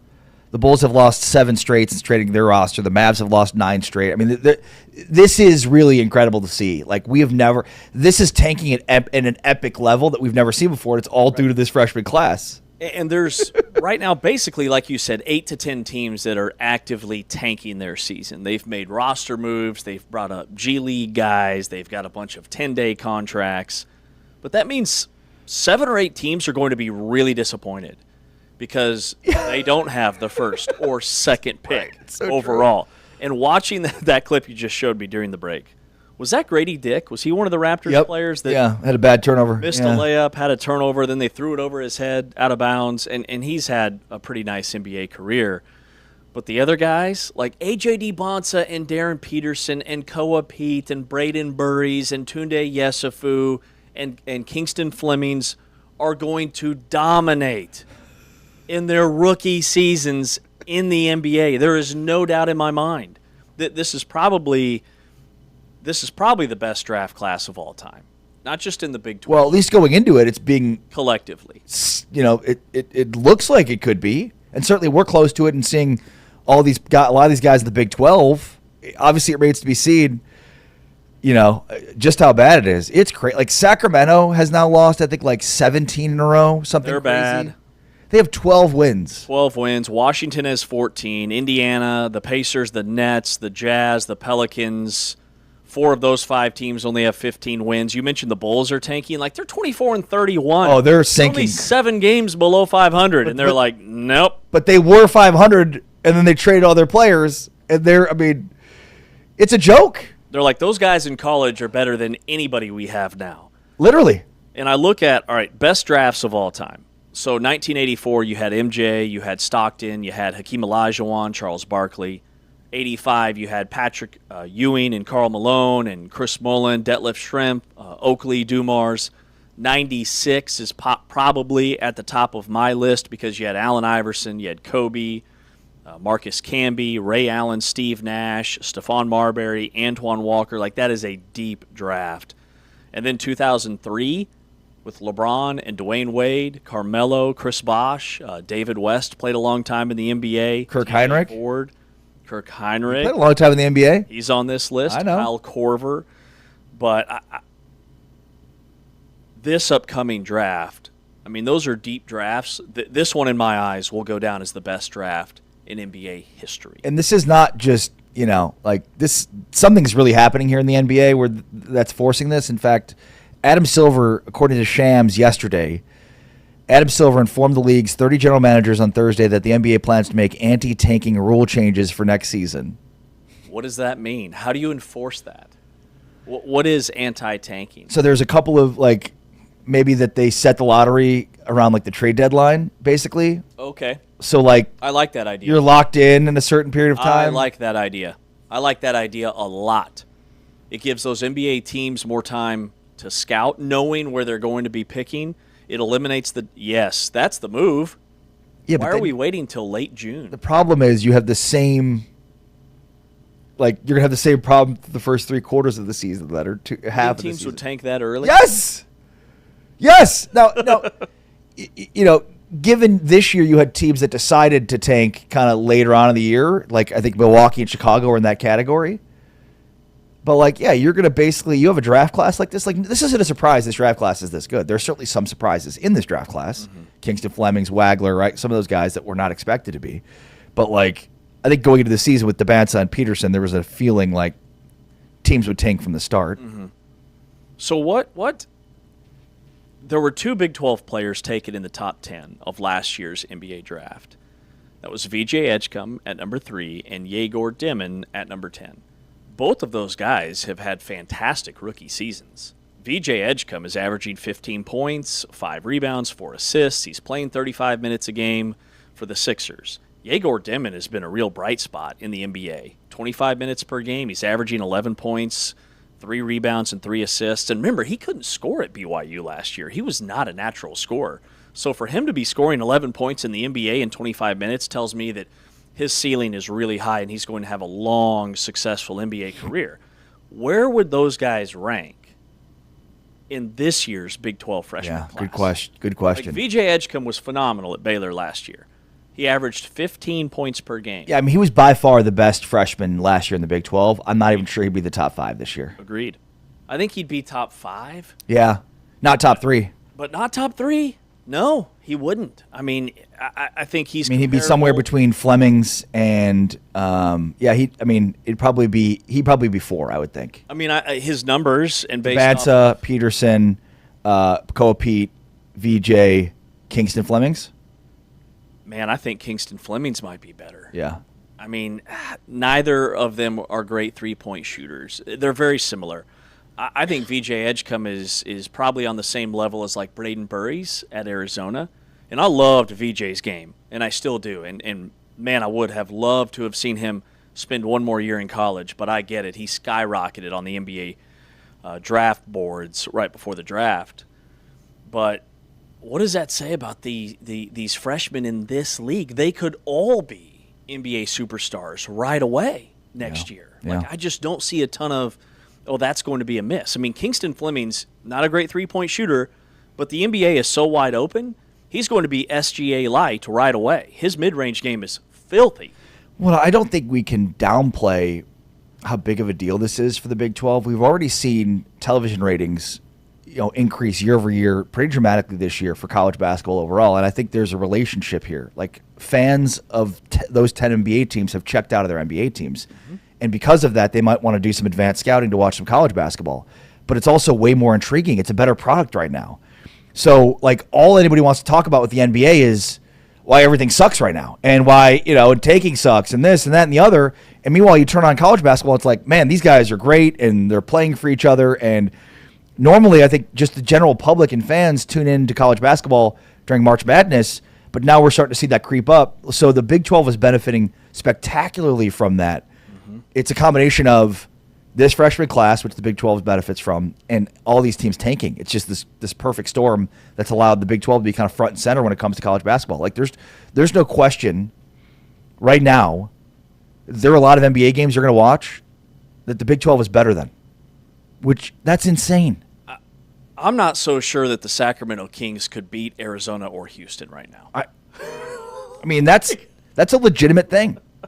As crazy as it sounds to say that, like, I just pulled up their roster. Their best player is Zach LaVine, and then their second best, most productive player is Keegan Murray, who was really good at Iowa. And then after that, you probably go Malik Monk. Like, DeMar DeRozan is 36 years old. Russell Westbrook is 38. I mean, they have an aging roster with those two veterans. whoever they draft, whether it's DeBonsa or Peterson, if they are in the top 2, whichever guy they get, he's going to immediately be their best player. Yeah, and the funny thing about the Kings is they weren't even trying to tank this year. Like they were like building towards the playoffs, and now you look up and they have 12 wins and they're last in the NBA. It's pretty remarkable. It's pretty fun to go and look at some of these NBA rosters. Like, okay, the Pelicans. Who's playing for the Pelicans? Well, you've got Jeremiah Fears, who's starting at the point for them. I mean, that's a pretty good building block, I would say. Derek Queen, the center from Maryland. Let's see, they've got Herbert Jones. Jordan Poole is on their roster. DeAndre Jordan is still in the league. What? And Hunter Dickinson. Hunter Dickinson's in the NBA? He's on the roster. Wow, did not know that. Let's see, how many games has he played this year? He has played a grand total of 1. Okay, so yeah. Probably a 2A guy. By the way, yeah, we talked earlier in the show about how. Oh, and Zion. Don't forget about Zion. Oh, is he on the roster? How many games has he played? He's only played 40 games this year. Oh, that's a lot more than it feels like he normally plays. He'd be perfect in the Mavs. So the NCAA president, Charlie Baker, met with the media ahead of the organization's annual mock NCAA tournament seeding exercise yesterday. We talked about that earlier. Obviously, Charlie Baker is trying to push for expansion of the tournament. But Dave Gavitt, who runs the NCAA tournament, basically said like they've curbed talks of expansion, at least for now, but will reopen kind of after this year's tournament. I think it's obvious that like this will be the last year of this current 68 team format. It feels like, based on the conversations with Charlie Baker, like they're trying to find some more money in the couch cushions here. They're trying to dig up the pennies in the couch cushions, and that would be expanding the NCAA tournament, their greatest asset from a revenue generation standpoint. 76 teams. So the expectation is basically beginning next year that the tournament will be to 76 teams, which means you basically have like a mini tournament outside the big tournament to get into the big tournament. Right. And the NCAA tournament historically has always expanded, right? We went from 32 to 48 to 54 to 64 to 68, and I wasn't a huge fan of when we expanded in my lifetime from 64 to 68. I thought these play-in games were absolutely ridiculous. But now, on that Tuesday night, it is must-see TV when you get schools like Alabama State and their first ever NCAA tournament win, and then usually one of those first 4 teams break through because they get hot and they use that momentum. 76, so you'd have this 24-team, 12-game play-in round, if I understand it correctly. So you'd have 52 teams automatically placed into your traditional bracket, and you'd be expanding this massive play-in round of 12 games. I actually don't hate it. I don't hate it because I think it would benefit the Big 12, especially in a year like this. Like if we were talking about a 76-team field, we'd be looking at UCF, TCU, West Virginia, and maybe Cincinnati as part of those 24 teams playing the play-in games in the NCAA tournament. Yeah. Just feels like a lot of teams that shouldn't be in the NCAA tournament. No, I don't disagree. I don't disagree. And all this talk about, it's going to help the mid-majors. No. Yeah, no. It's not. It's not going to help the It's mid-majors. not. It's going to help the big boys add more fuel to the fire. Yeah. That's all it's going to do. Mm-hmm. Especially, you got a Cincinnati team that's played 10 quad one games, right? They're about to play their 11th tomorrow. None of the mid-majors can touch that. Right. These mid-majors have played 3 or 4. Yeah, which is why they get killed in the net rankings in KenPom. But what it could give you is essentially these, once you get to the field of 64, your 64-team field looks a lot better. Yeah. Because good point. You'd have teams that have won a couple of games already. A 4 seed playing a 13 that's either a really hot mid-major or a team like a TCU or a West Virginia or somebody from a power conference. That's James Westling. I'm Ari Temkin. A big thank you, of course, as always, to Anthony Smith, our great producer with Big 12 Studios. Thanks to Taman Turner, T-Chains, our producer with TuneIn, James Westling, Ari Temkin. We're back on Tuesday. But for now, we're out. Peace.